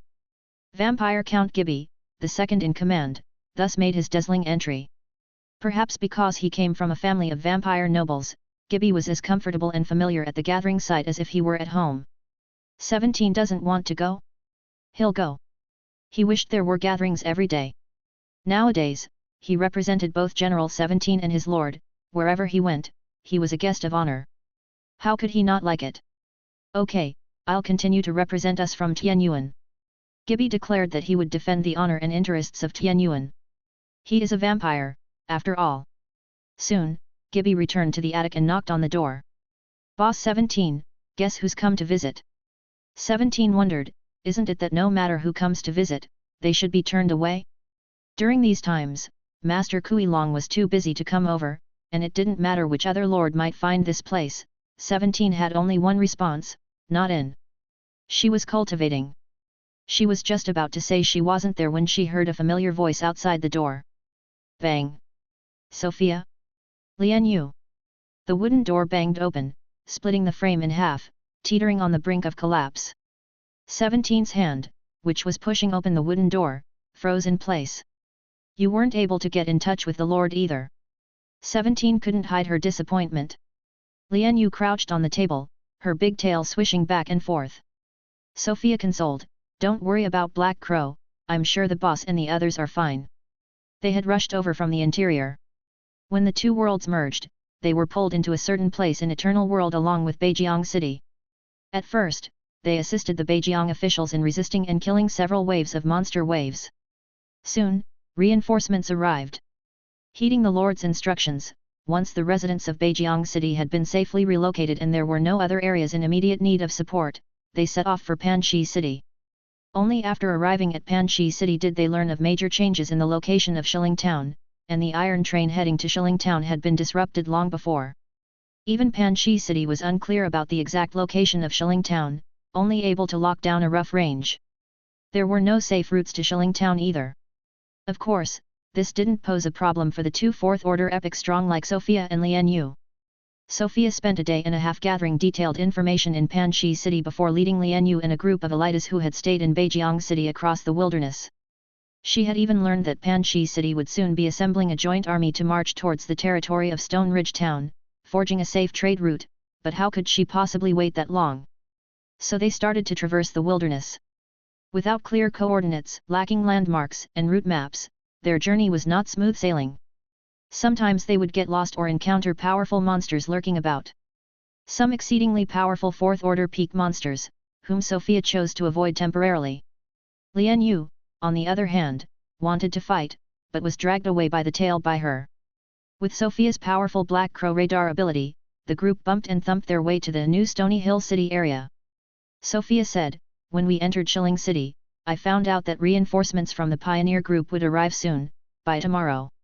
Once they do, Shilling City will officially sound the counter-offensive, and we need to use this opportunity to pry information about the surrounding regions from the mouths of the monster leaders, to see if there are any clues to our territory. Before that, you can level up first. These are the level up fragments we found on the way here." Sophia took out 2 fragments that glimmered with an unusual brilliance. She had become quite the expert at finding these fragments. Now, she is Sophia late 4 stage. 17's mouth was agape. Sophia continued, "In the counter-offensive tomorrow or the day after, we need to capture the tribal leaders alive. Then see if there is any expert in Shilling City who is good at interrogation and soul searching. If not, we also have a few elite who have just entered the third order in our team. Next, we have to." After listening, 17 kept nodding, "Ahoy. Sophia, if we can't, then we should." 17, "Ahoy, right. Sophia, maybe, we can also." 17, "Ahoy, ahoy. Sophia." She looked over at Lian Yu, who was using her tail as a broom sweeping the table, and wanted to face palm. Perhaps, she didn't need to discuss any battle plans with these two at all. But she had no one else to discuss with. "Help, Black Crow." At the same time, pfft! Rakshasa thrust out his spear, the long spear like a celestial dragon, directly shredding an aggressive monster before him. After the battle, he looked around. Azure sky giant trees towered like majestic buildings, blocking the sunlight. Standing here, it felt like being surrounded by high mountains with no clear view in any direction, also not knowing precisely where one was. Rakshasa headed southward, running swiftly for a long time. On the first day, he crushed some monsters in the wild and continued his journey. On the second day, he crushed some obstructing monsters in the wild and continued his journey. On the third day, he crushed some powerful obstructing monsters in the wild and continued his journey. On the fourth day. On some day, Rakshasa was still battling the monsters in the wild, with no trace of any civilized forces in sight. Yuan disconnected from Rakshasa and wasn't too disappointed, it was all within expectations. He had long prepared for the worst-case scenarios. What was called a master of contingency planning. The attitude of the Feet Herman nation has changed a bit. The Feet Herman Queen still does not support trade exchanges and continues to blockade her borders, but she has freely revealed more information. The overlord power to the north is called Fang of the Jackal Wolf, an absolute sovereign that rules over thousands of miles around. The power possessed by Fang of the Jackal Wolf is extremely terrifying, and the monster tribes that are its underlings far exceed 3. However, some monster tribes are situated further north and at more distant locations. Back then, during the pinnacle period of Feet Herman Nation, it seems they had a frontal war with Fang of the Jackal Wolf, and as a result, the Feet Herman Nation was hugely defeated. In that battle, the Feet Herman Nation seems to have lost several figures of the legendary realm, and has remained weak ever since. It's clear that, at a minimum, Fang of the Jackal Wolf has several of the legendary realm in their presence, and in reality, that number could far exceed that. The good news is, Fang of the Jackal Wolf is quite far from here.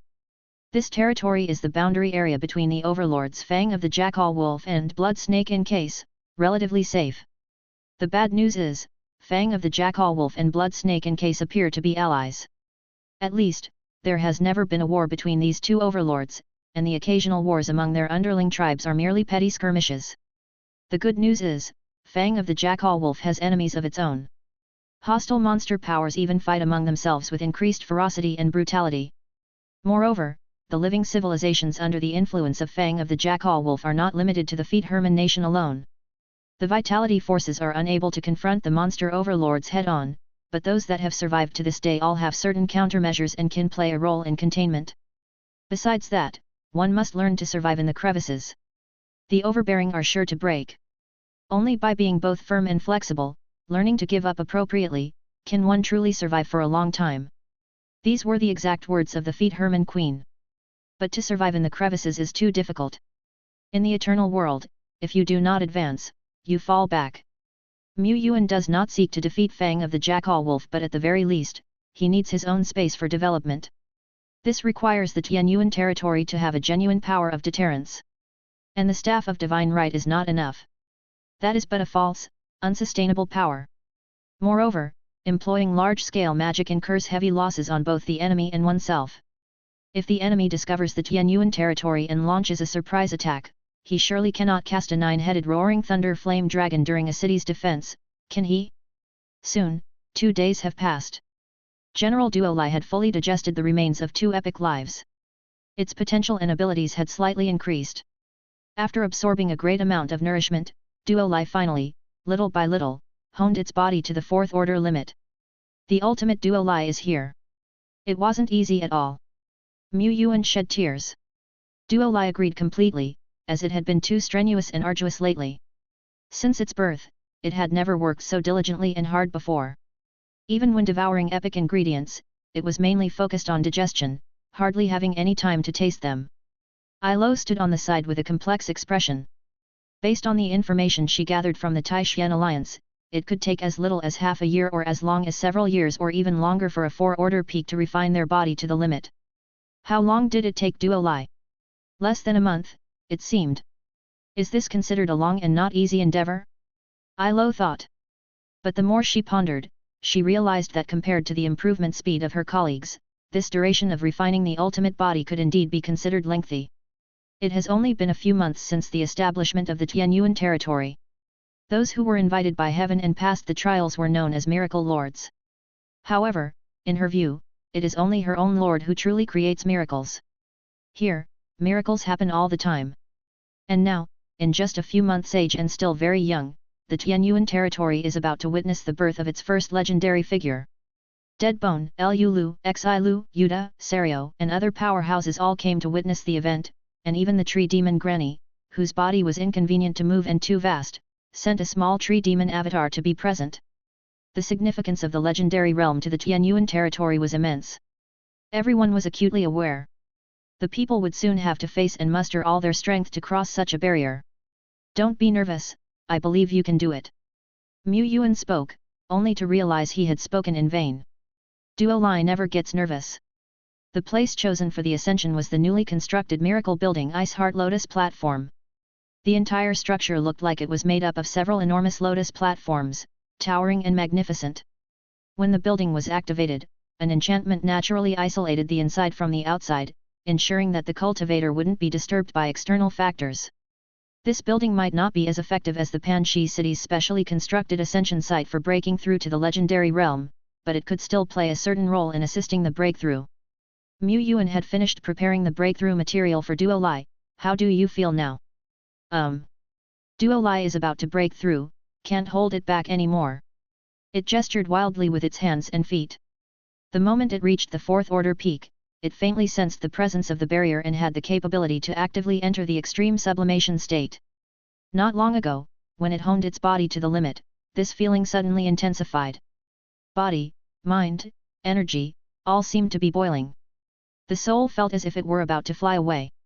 It was about to lose control and ascend, to go into extreme sublimation. Honing the body to its limit indeed significantly increased the chances of a successful breakthrough. Ilo noted this information.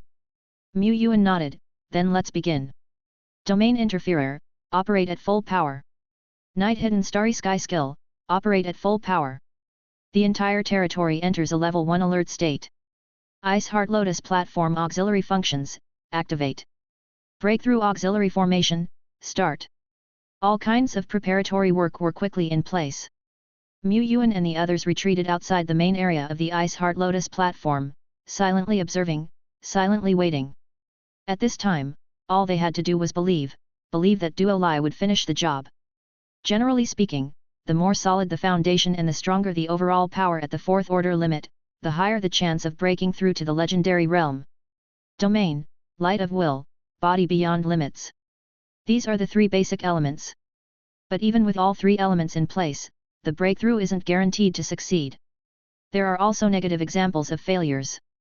At the same time, the higher the status of the powerhouse, the stronger the combat power, but the barriers they face at the time of breakthrough are also more solid and harder to break through. This is also why some epic life forms are stuck at the 4th order limit. Yuan is currently only a level 4 lord and couldn't use the lord's power to amplify Duo Lai.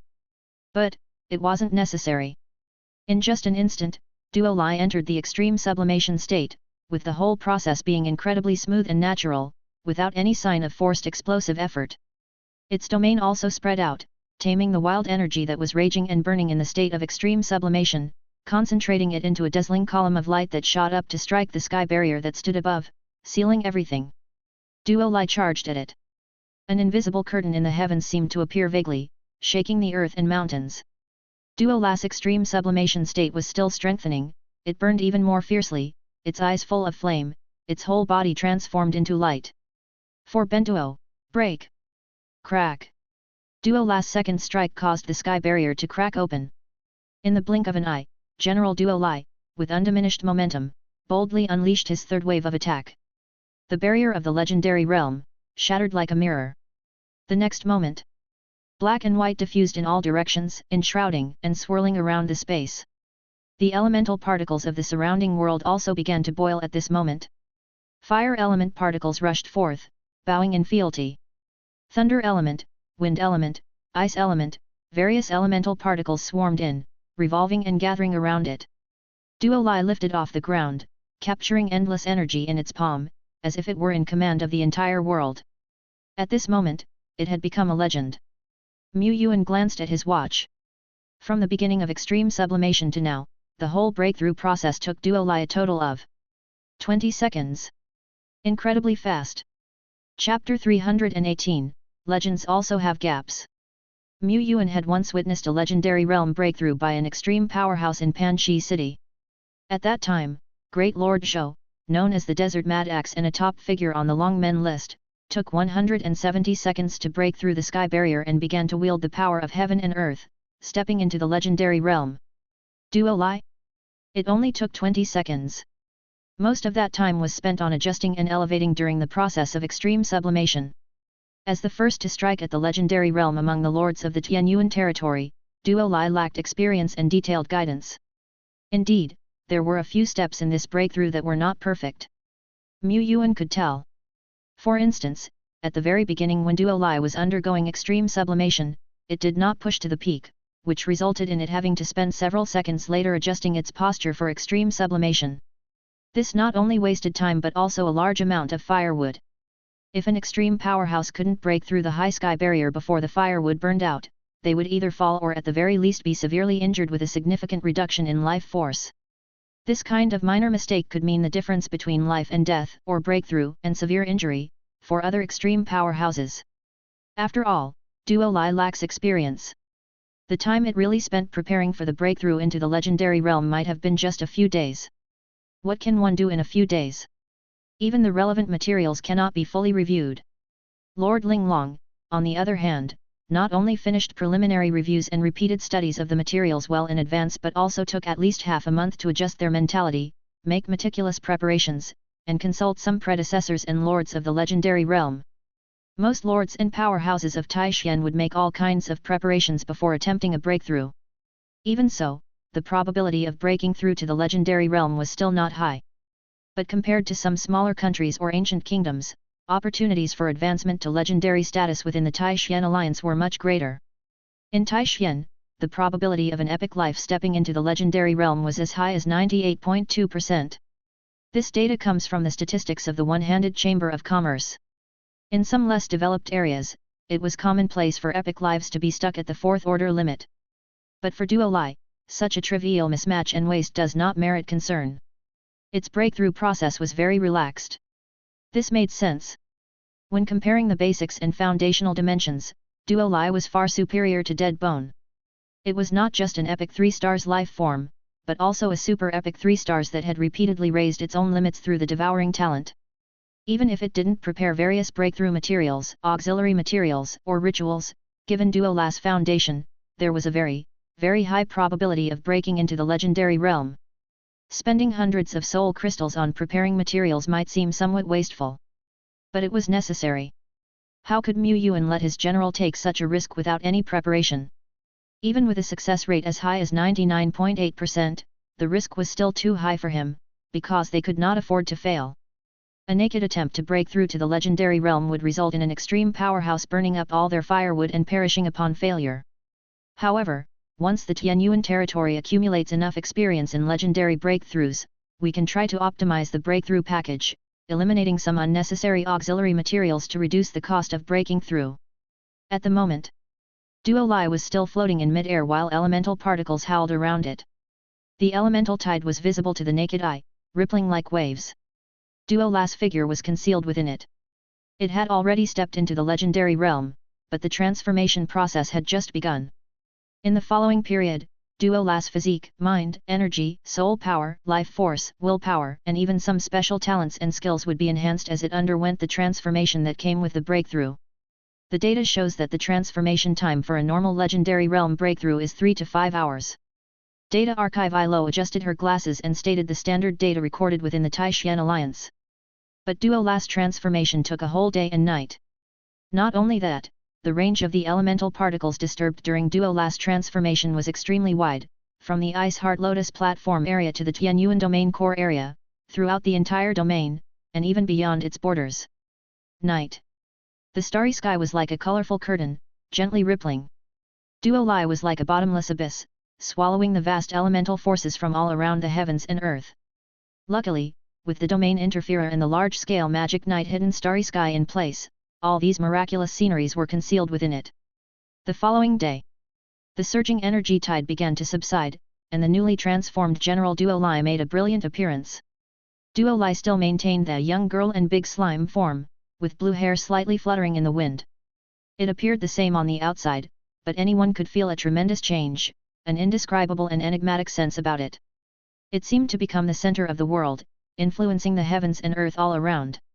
Present were some Tianyuan division strong beings who could perceive elemental particles, and at this time, they distinctly felt a sensation of detachment. It was as if the whole world was being encompassed by General Duo Lai, and they did not belong. In such a situation, their remote energy attack techniques might completely fail to be activated and just fizzle out. Is this the might of the legendary realm? So formidable! The frost giant dragon Serio swallowed hard. When it had plotted to ambush the goblin legendary earlier, it had regretted not having the chance to take part, but now it seemed that it wouldn't have been able to make much impact if it had, as its chilling tide and dragon breath and other moves were fundamentally incapable of being executed in the face of the legendary realm. The gap between the legendary realm and the Four Order is so huge. But Serio misunderstood.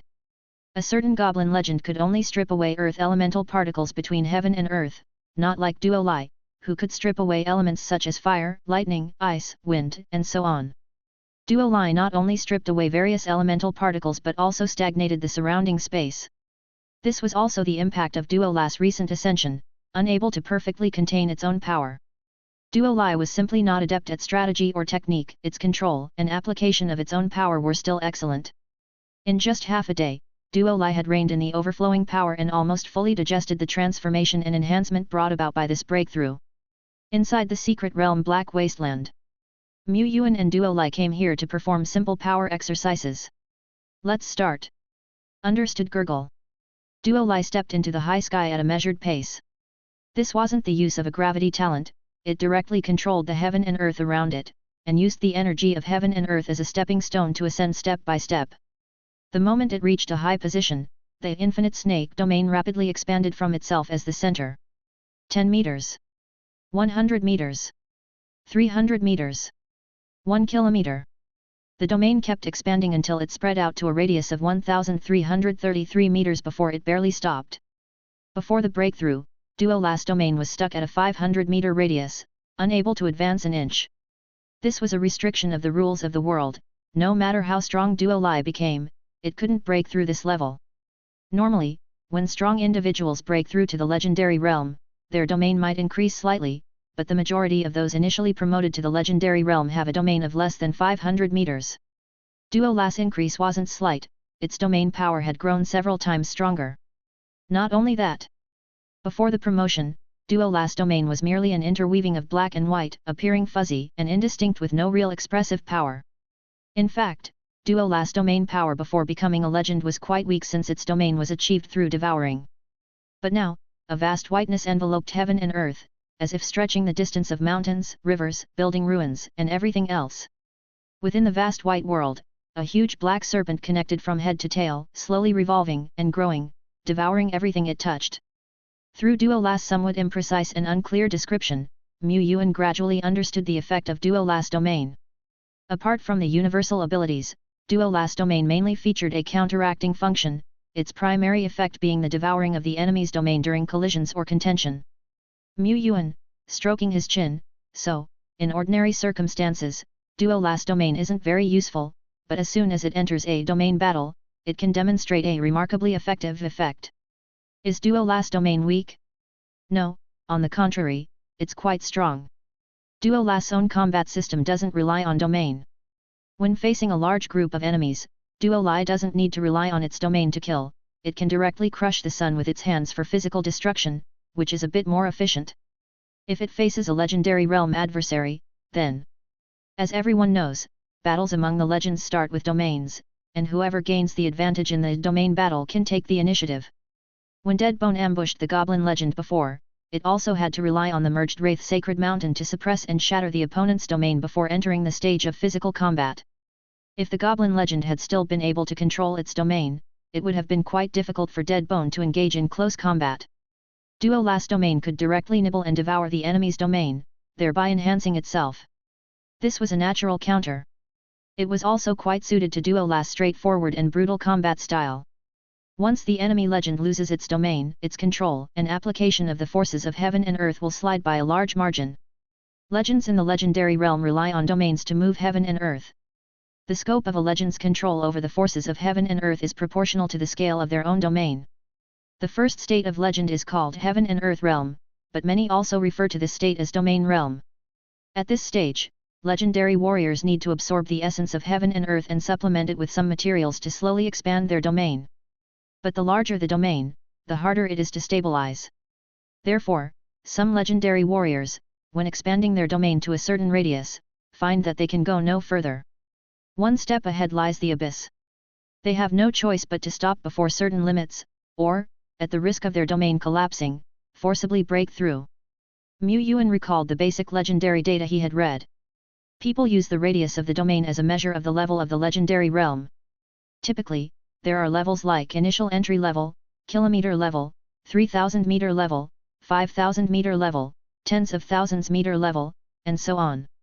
And Duolai, once it broke through, directly surpassed the initial entry level and entered the kilometer level. Of course, Duolas' overall combat power is definitely more than just the kilometer level. Yuan, stroking his chin, the Goblin legend before had a domain apparently 3000 meters wide, truly a senior legendary realm. However, the Goblin legend was still far from being a powerhouse in the Heaven and Earth realm. The Sword Saint Tianhe, who could easily defeat this legend, was at the first stage of legend. The Moon Sword Immortal who could kill a legend with a single blow seemed to only be at the legendary Earth realm as well. The difference within this realm still resembles a chasm as deep as the sky. The water is still very deep. Without having truly fought, Yuan was also unclear about what standard Duolai was currently at. He looked towards Duolai, which was still maintaining its domain, and said, "The cultivation in the legendary realm from now on can only depend on yourself, no one in our territory can provide you with experience." He paused, "You should first explore for a while and find the cultivation direction that suits you best. When the time comes, I will also find you the most suitable cultivation manual." His remaining Taishian contribution points were not enough to exchange for a high-order cultivation manual, but there was no other way, he would have to figure something out. One cannot let their own generals suffer hardship. By the way, Duolai scratched his head sheepishly, "During my transformation, I seem to have received some inheritance messages, the inheritance messages of the devouring slime. It's not very complete, but it seems to include mystery skill of the Heaven and Earth realm." It was too excited and overjoyed about its breakthrough that it had forgotten to mention it. Ahead. After a while, Yuan figured it out. This was an inheritance gift from an epic life. The most famous of which was the giant dragon inheritance. Many giant dragons were born with extremely detailed inheritance information in their minds and were naturally gifted with many inheritance skills. But not every epic life came with its own inheritance. Yuan had thought that Duolai didn't have one. Duolai did have one, it just hadn't fully released the epic 3 stars potency and lineage until after its breakthrough to the legendary realm. The limitation was lifted. The method of cultivation in this inheritance goes like this, and then like that, and again like this and that. Duo Lai gesticulated, also trying hard to write it down on a piece of paper. But after a long while, Yuan still gave up on understanding this particular cultivation skill. Perhaps, the applicability of this inheritance skill was rather limited. After General Duo Lai's breakthrough, a grand feast was held, and everyone had a joyous time. Having solidified its status as Tianyuan's strongest, Duo Lai was particularly thrilled. Even though it would have to relinquish its title of the strongest once Mr. Deadbone broke through, but, just ask it now, isn't it Tianyuan's strongest? Isn't it, isn't it? This might be the only chance in its life to sit on the top seat. So what if it reveled a bit? Duo Lai enjoyed itself just for a few days before it started to get bored. Wielding great power yet unable to use it, it was somewhat frustrated. Understandably, it snorted and gritted its teeth, throwing itself into cultivation, aiming to shock everyone by extinguishing legends when the opportunity to act came. Just thinking about it made it look forward to it, alleviating much of the bitterness of cultivation. As Duo Lai cultivated, Yuan was planning the next stage of development for the territory. Right now, time was still the most crucial resource for Tianyuan territory. After a few more months, when the legendary realm beings within Tianyuan territory surged, he wouldn't have to fear the overlord power fang of the jackal wolf at all. For now, they still needed to lie low. But Tianyuan territory already had a true legend and possessed some capability to flex its muscles. There was no need to lie low like a pig if they could avoid it. Territory construction requires materials, and Duo Lai's devouring cultivation skill is particularly expensive. With these thoughts, he turned his gaze towards the north, where the remnants of Jackal Man Tribe No. 1. Now occupied by another group of monsters. Lay. There, they had an iron mine and a red copper mine. Both resources were urgently needed by Tianyuan territory. Mining would significantly increase the risk of exposure. But without mining, many development and cultivation plans would stagnate or be delayed. To mine or not to mine? Mine. Besides. Buzz. The domain interferer buzzed to life once again. This was passive activation.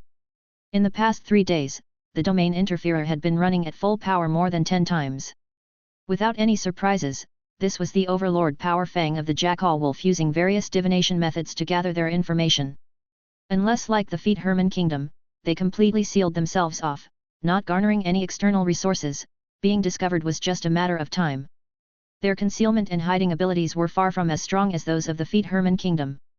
If there's to be a battle sooner or later, then, might as well set the battlefield right there, at the Jackal Man Tribe ruin. Advance, and they could mine. Retreat, and they would be secured. This was his plan. At the same time, in the Feet Herman Kingdom. Lately, the Feet Herman Kingdom had tripled its efforts to collect information from the outside world. Some of the young Feet Herman warriors from the attack faction were also allowed to step into the wilderness. Any recent movements from the fang of the jackal wolf and the human territories? The Queen asked.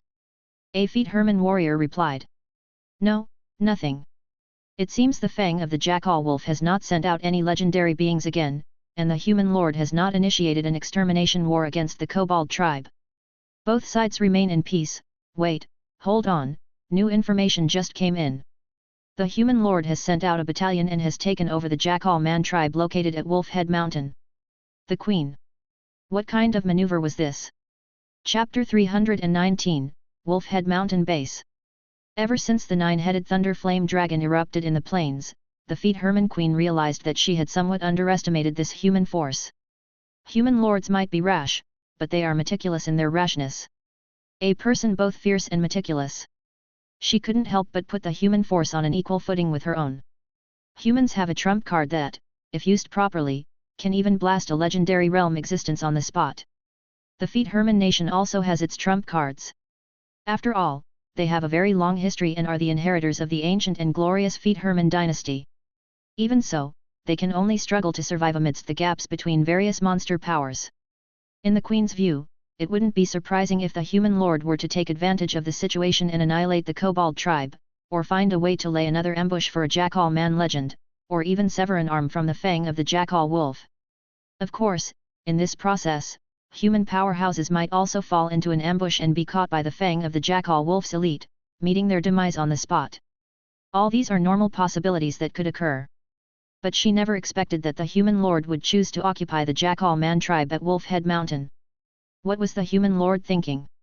Indeed, Wolf Head Mountain possesses rich mineral resources. The queen was very clear about this. But these vitality forces were only capable of surviving in cracks and didn't have the capacity to occupy external treasure lands. Her Feet Herman nation was also in dire need of various mineral resources, and she coveted those mines, but did she dare to occupy them? She did not. They could take down a monster tribe, but did not have the capability to defend a resource mine. Once they occupied a mine, it would be akin to exposing themselves to the fang of the Jackal Wolf's sight, putting themselves in a dangerous situation. There would be no room for maneuver. They would have no choice but to confront the fang of the Jackal Wolf head-on. Did human powers have the capacity to openly confront monster overlords? Of course not. If the human forces were strong enough to confront and defeat monster overlords head-on, they wouldn't be so unknown, nor would they need to use a trump card to blast a legendary realm existence. After all, such trump cards and foundations diminish with each use. The queen truly didn't understand. Perhaps the human lord just wants to destructively mine resources and then make a quick withdrawal. What we need to do is not to mine destructively, but to turn the entire Wolf Head Mountain into a frontline fortress. It will be both the #1 mining area and our predetermined battlefield. Soon, Deadbone led a group of elite undead on an expedition. They didn't move in a straight line but relied on the concealing pearl and scrolls of magic for cover, moving east for 200 li first, then veering north. After several detours like this, the elite undead troops arrived in front of Wolf Head Mountain. Once there, Deadbone stored the concealing pearl in his storage equipment. Before coming, Yuan had used the Eye of Heaven to scout Wolf Head Mountain and found no traces of a legendary realm being. However, over the past few days, the ownership of the Jackal Man tribe on Wolf Head Mountain changed batch after batch. First came a pack of underworld humans from an unknown location, who gathered above 2,000 to 3,000 in number, repelled many competitors, and took over the entire tribe. They began to dig holes and tunnels on the mountain and started mining the black iron and red copper ore. These underworld humans even knew how to smelt ores and forge weapons. Within just 2 days, many underworld human weapons were upgraded to those made from black iron ore, but then, they were defeated by a group of lizard men who came from the north. The newly established underworld human tribe declared extinction, and in their place, the lizard people tribe emerged. After investigation, there are over 420 lizard men on Wolf Head Mountain, of which 30 are suspected to have giant dragon bloodline. Their leader is a dragon blood lizard leader with a red dragon bloodline. Deadbone conducted a stable reconnaissance and then flattened this group of lizard men. Yuan territory officially occupied this area. Within the ruins of the Jackal Man tribe, buildings collapsed, and corpses were strewn everywhere. Just a few days ago, when they left the Jackal Man tribe, they had cleaned up here, sweeping away the carcasses. But now, the smell of blood, decay and all sorts of excrements were overwhelming, with pale red and yellow mists diffused in the air and earth, making people uncomfortable. Lord Shepherd was not a delicate person, but he also did not want to wade into a land of filth. Luckily, he had many capable skeletons. The skeletons were not bothered by the dirt, stench, or chaos and possessed boundless energy. To clean up the entire Wolf Head Mountain thoroughly for the construction of the frontline fortress, Yuan pulled a large number of low to medium intelligence skeletons from his main force. He fully utilized the advantages of the skeleton horde. Each of the skeletons was an expert at work. Not willing to work? There were plenty of other skeletons ready to step in. They even started to compete. Only the intelligent skeletons were assigned simple tasks. The old skeletons who had awakened their self-consciousness were responsible for leading the greenhand skeletons and dealing with more complex tasks. In just half a day, they had cleaned up Wolf Head Mountain decently. Buildings here had been dismantled, with usable materials collected and stacked aside by the skeletons. The scattered corpses were also sorted. Low-level carcasses were given to the sacrificial black coffin, high-level carcasses were handed over to the transport team for delivery to the Soul Shrine, even a few rare ingredients were approved by Chef Delay and preserved. Yuan territory fully embraced a spirit of thrift, not wasting, strike through, any monster carcasses. Once the skeletons had nearly finished cleaning up Wolf Head Mountain, Duo Lai clapped his hands together, spell of water, torrential downpour. Boom! The sky darkened suddenly, as gathering clouds veiled the sky above Wolf Head Mountain, with arcs of lightning crackling through them. Within seconds, large droplets began to fall, swiftly turning into a heavy downpour. The torrential rain covered the sky and the earth, enveloping Wolf Head Mountain and the surrounding territories within its grasp. The world seemed to be painted pure white, as the veil of rain washed over the land, cleansing it of all the filth and scabs of blood, sweeping away the ominous presence that had pervaded it. Half an hour later, the rain ceased, and the warm sunshine pierced through the clouds to drench the earth below. Wolf Head Mountain welcomed its rebirth. Duo Lai, suspended in midair, looked around and couldn't help nodding, "That's my doing." The might of a legend was indeed imposing, it easily influenced a vast territory, and with every gesture, one commanded the great forces of heaven and earth. And this downpour engulfing both inside and outside of Wolf Head Mountain was far from Duo Lai's limit. After all, water techniques were not his speciality. With Wolf Head Mountain considerably cleaner, Mu Yuan began the major construction of the base. He had previously built an outpost in the land of the temple, but at that time, the construction was very rudimentary, and they lacked the ability to hold the outpost during the Red Fog disaster moon period. In fact, most lords, even great lords, wouldn't seriously undertake the construction of outposts. Firstly, they lack treasures like the Lord's Heart or lookout towers, high-grade lookout towers. Secondly, not all lords have the strength to defend these external bases. Most lords with mineral resources would choose to establish simple outposts for mining during peacetime, recalling all miners and soldiers back when disaster months arrive, thus abandoning the outposts. This was the situation within the Tai-Shan Alliance territories during peaceful times. If a lord is situated in the wilderness, at the borders, or in neutral zones like him, establishing an external outpost becomes even more difficult. However, a lord in chaotic regions who wishes to mine minerals and build mining areas must establish a base that possesses real defensive power, capable of withstanding strong enemies. Otherwise, the rudimentary mining areas could be destroyed by external forces at any moment, and the miners would be killed. The monster power was similarly situated. Only overlord powers like Fang of the Jackal Wolf dared to extend their territories, seizing one valuable land after another, mining minerals, and collecting resources. Tianyuan territory didn't quite qualify. But Tianyuan territory didn't possess the ability to avoid the world like Feet Herman Kingdom, and he didn't wish to keep hiding. Since Jackal Men Overlord was inevitably going to discover them someday, why not turn defense into offense? He already had the legendary General Duo Lai. Launching a war on Wolf Head Mountain was beneficial for several reasons. First, they could still keep a retreat path open. Second, his generals didn't need to protect the rear and could fight with all their might.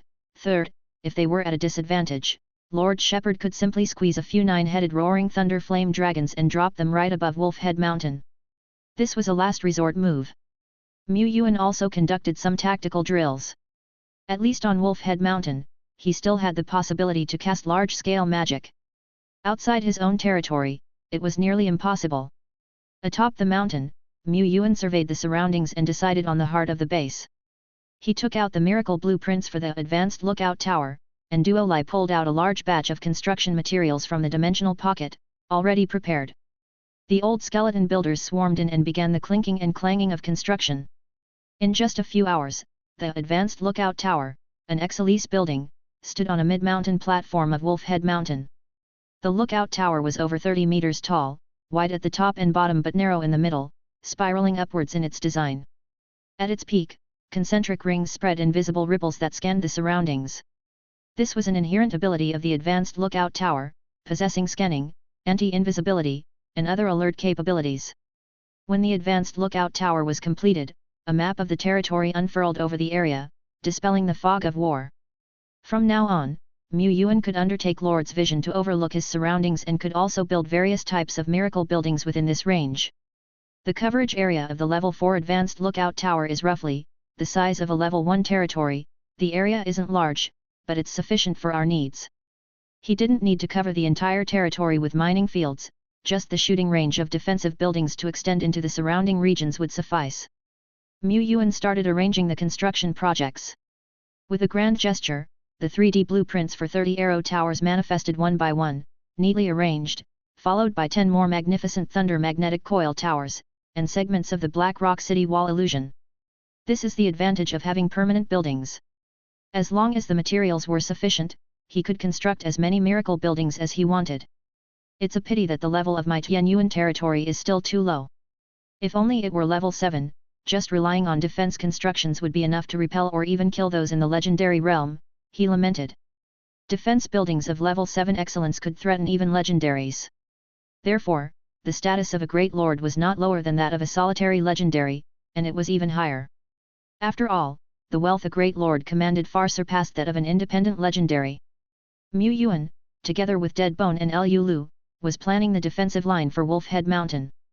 The territory here was after all quite small, and the line of sight for the Lord/Hero's vision wasn't far enough, they had to ascend to the mountain peak to look out. Mu Yuan was ready to open the Eye of Heaven for observation when he suddenly discovered. The survey range of the Eye of Heaven has extended. There were 2 ways to use the scouting Eye of Heaven. One could observe from an ultra-long distance but consumed an Eye of Heaven, which recovered only 1 per day with a cap of 3. The other did not require spending an Eye of Heaven, but its observation range was limited to within a 60-kilometer radius of the territory. Now, the latter's usage scope had extended, allowing it to be used not only around the territory but also around advanced lookout towers. The miracle territory was the anchor point, allowing the staff of divine right to extend its great force. As expected of an epic construction. The range of the Eye of Heaven that doesn't limit the number of openings is not as large as in the main territory, confined only to 10 kilometers around the lookout tower, but yet the intrinsic observation range of the Eye of Heaven spanned a full 20 kilometers in every direction. To say nothing of moving 10 kilometers to the east, west, south, or north, even if it could only be positioned near the lookout tower, that was more than sufficient. Now that the energy well is also constructed, I can maintain the normal state Eye of Heaven 24 hours a day to guard against any sneak attacks by the legendary Jackal Man. Not only that, now that I have an Eye of Heaven detection area that I can maintain for a long time, it will be much more straightforward and easier when I want to conduct large-scale magic in the future. Thus, his confidence in taking a head-on confrontation with the Jackal Man overlord power rose a bit more. As days passed by, the fang of the Jackal Man located in the unknown lands to the north seemed to make no move. Even under the observation of Mu Yuan, the Kobold tribe remained utterly peaceful, with no appearances of any legendary beings. However, the domain interferer buzzed and operated from time to time. The scouting Junes and ghosts also noticed some unusual traces. 400 kilometers to the north, there is another large Jackal Man tribe that seems to be one of the claws of the fang of the Jackal Man, Mu Yuan discovered while using the Eye of Heaven to scout the area. Although he identified no presence of legendaries, he saw that the tribe was preparing for war, with war machines emerging from the blood pond. At this time, the construction of the main body of Base 1 was almost completed.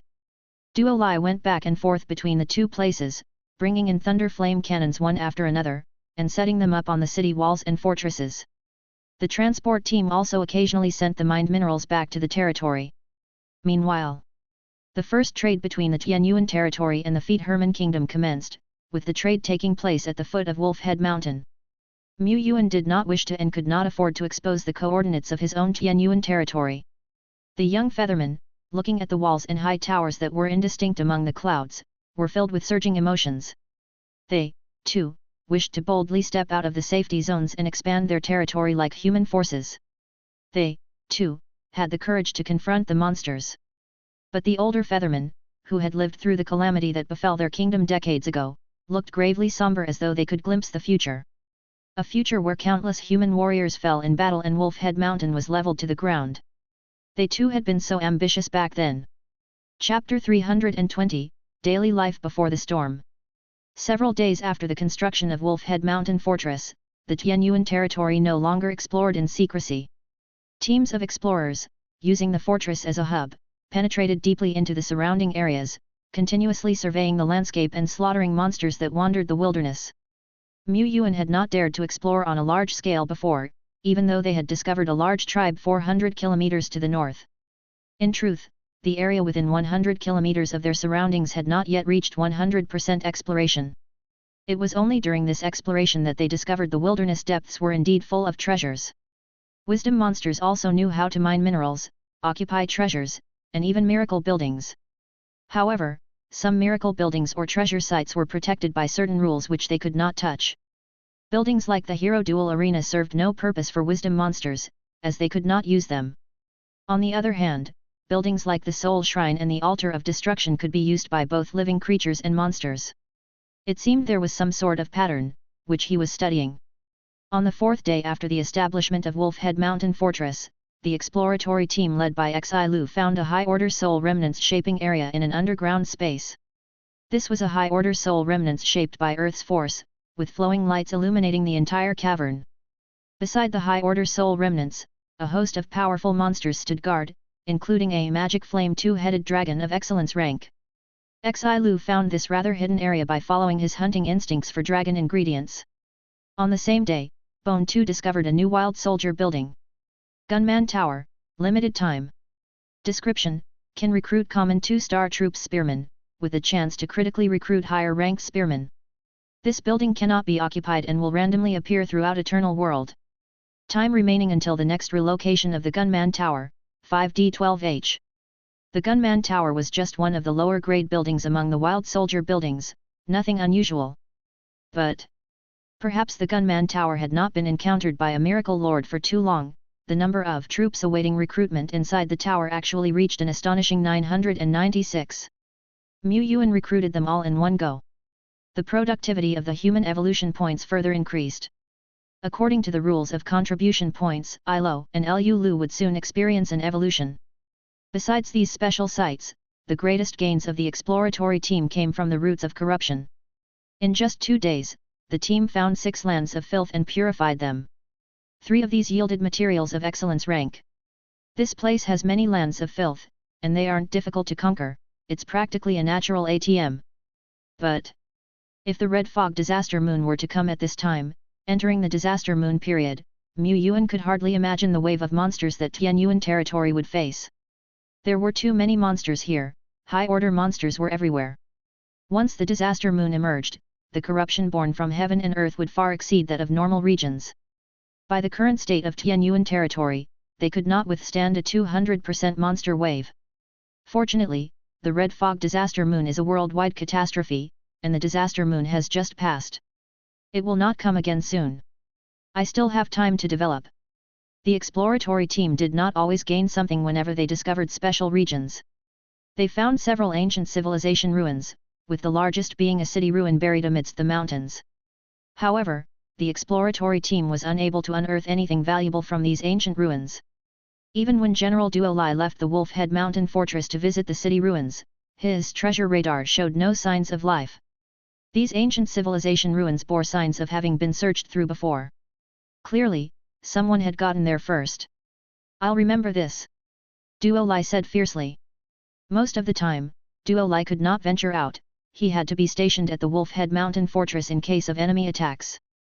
At the same time, he had to focus on his cultivation. He had just advanced to Legendary Realm, and any slight change brought significant improvement.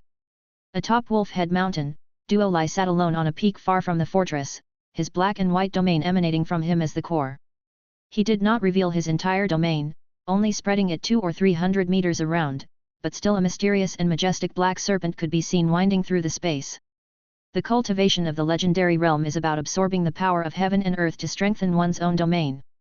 In this process, one also needs to absorb auxiliary materials to increase the speed of cultivation.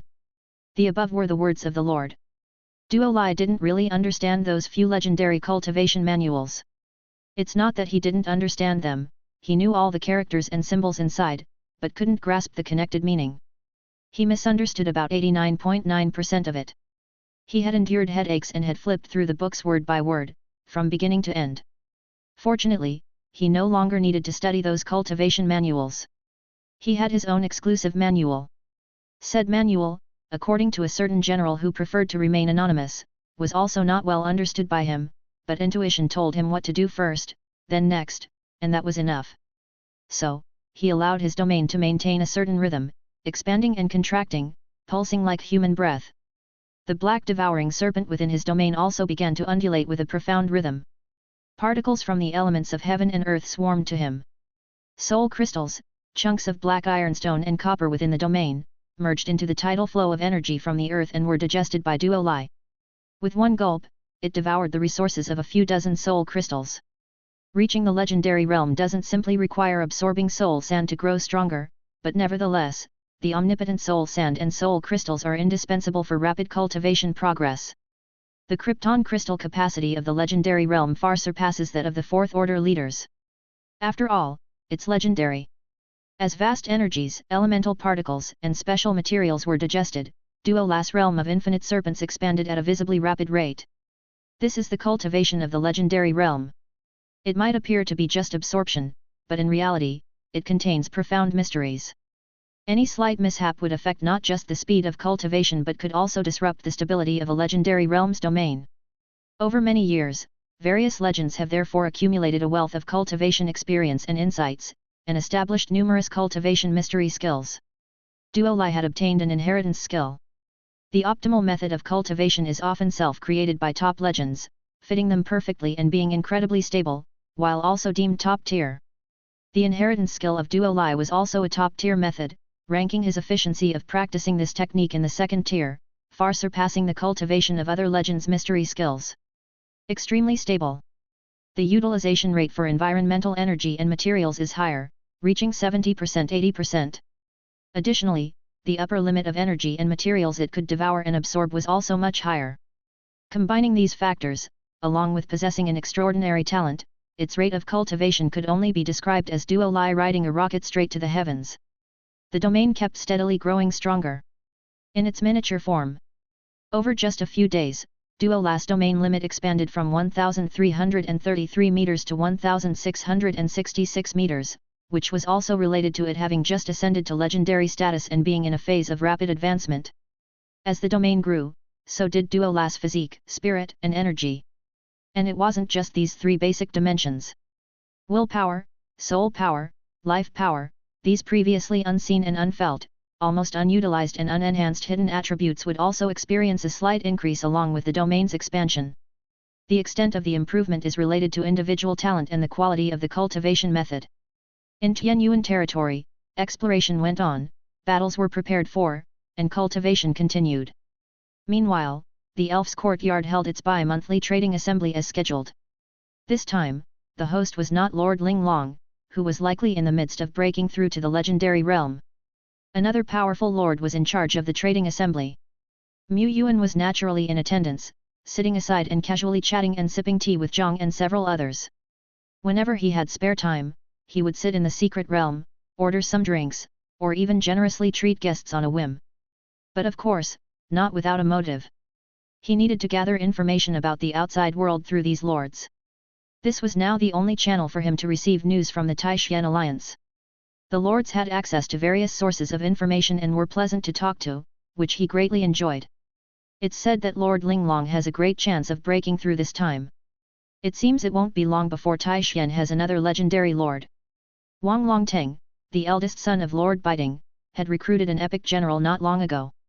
After absorbing several upgrade fragments, Wang Longteng's epic general has stepped into the fourth order and even managed to develop a domain.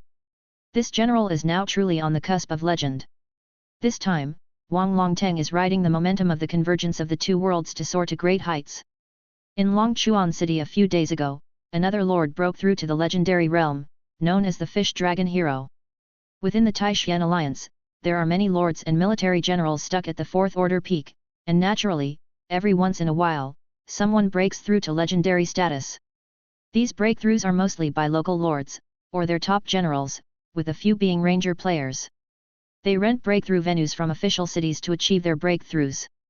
Of course, for top lords like the Lord of Luofu Mountain and Lord Biting, with complete cultivation and promotion facilities within their territories and extensive experience in legendary realm breakthroughs, their strong underlings often try to break through quietly, whether they fail or succeed, without the outside world knowing.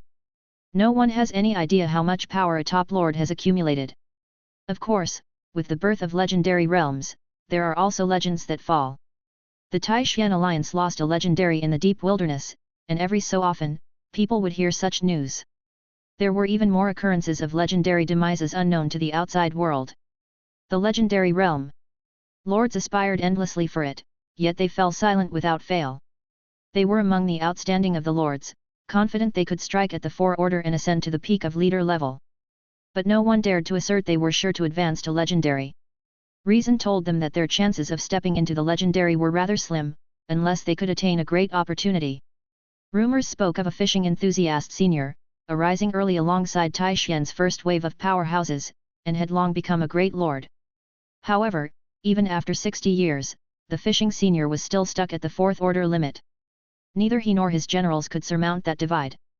If even this senior was so encumbered, how could they be blindly confident? The legendary realm is too remote for us, let's stay grounded and improve step by step. Zhang Loxing said. Several lords agreed. Mu Yuan sighed faintly, indeed, it's too distant. Deadbone would still need another month or two, or perhaps even 3 months, to refine its body to the ultimate limit. Lord Shepherd himself had not yet reached the peak of 4 order, thus the distance to legendary was even further for him, far too remote indeed. Seeing Tian Yuangai also sigh, everyone else felt even more lament. If Tian Yuan considered the legendary so distant, what right did they have to harbor such lofty aspirations? Lately, there have been numerous battles of legendary magnitude across the lands. Just yesterday, a legendary battle erupted in Shilling City. The speaker was a senior lord from a distance. I had been tasked with supporting Shilling City with the pioneer group some time ago, and under the leadership of a pioneer senior, we eradicated one monster tribe after another. It was going smoothly until we discovered that the monster tribes had external reinforcements. A legendary monster charged thousands of miles and ambushed our headquarters at Shilling City. Fortunately, the pioneer leader was well prepared and had already stationed another legendary officer to lie in wait in Shilling City, who managed to slay the six-eyed monster legend on the spot. That battle was earth-shattering, as if the heavens and the earth were being split apart. It didn't last long, as our pioneer leader quickly executed the six-eyed legend, but despite the swift resolution, the remaining shockwaves still destroyed a small part of Shilling City, resulting in significant losses. This was why Mu Yuan did not wish to stage the battlefield within Tian Yuan territory. Although he had large-scale defensive techniques, facing a legendary was still fraught with risk. Having the battlefield set at Wolf Head Mountain was much safer. Even if the Wolf Head Mountain fortress were shattered, the loss would still be within his capacity to bear. Soon, the trading assembly began, and one lord after another took the stage, the scale of which was considerably larger than half a month prior. Mu Yuan too exchanged some materials. He and other senior lords like Lu Miamu purchased some special materials and a variety of basic soul remnants. Duo Lai needed special materials for cultivation. The construction of the Thunder Magnetic Coil Tower also required rare-level primary materials which could be hoarded in excess. During this time, a lord inquired whether he was still interested in buying epic remnants. Mu Yuan declined. Unless the value is particularly low, or the epic of a certain type is unusual, then I might consider buying. Duo Lai, by devouring epic remnants, could still achieve some level of improvement. Yet, acquiring a single piece of epic remnants could cost hundreds of soul crystals, or even require high-order soul remnants to trade, which was excessively costly. He had spared no expense before to push Duo Lai into legendary as soon as possible. Yet, to continue purchasing epic remnants now would be unsustainable for his Tian Yuan territory. And besides, he really didn't have such great capacity. The number of lords asking if he had any high-order soul remnants for sale was not few. Mu Yuan still had 2 high-order soul remnants in his possession, but he didn't urgently need anything specific. So he decided to hold on to them for now. If he needed to design a high-order blueprint and urgently required a particular high-order material in the future, having an excellent soul remnant on hand would facilitate much easier exchanges. The lords were disappointed. But this was to be expected. Tian Yuan couldn't possibly provide high-order soul remnants every time. After all, Tian Yuan was a fairly new lord who had been around for just over half a year.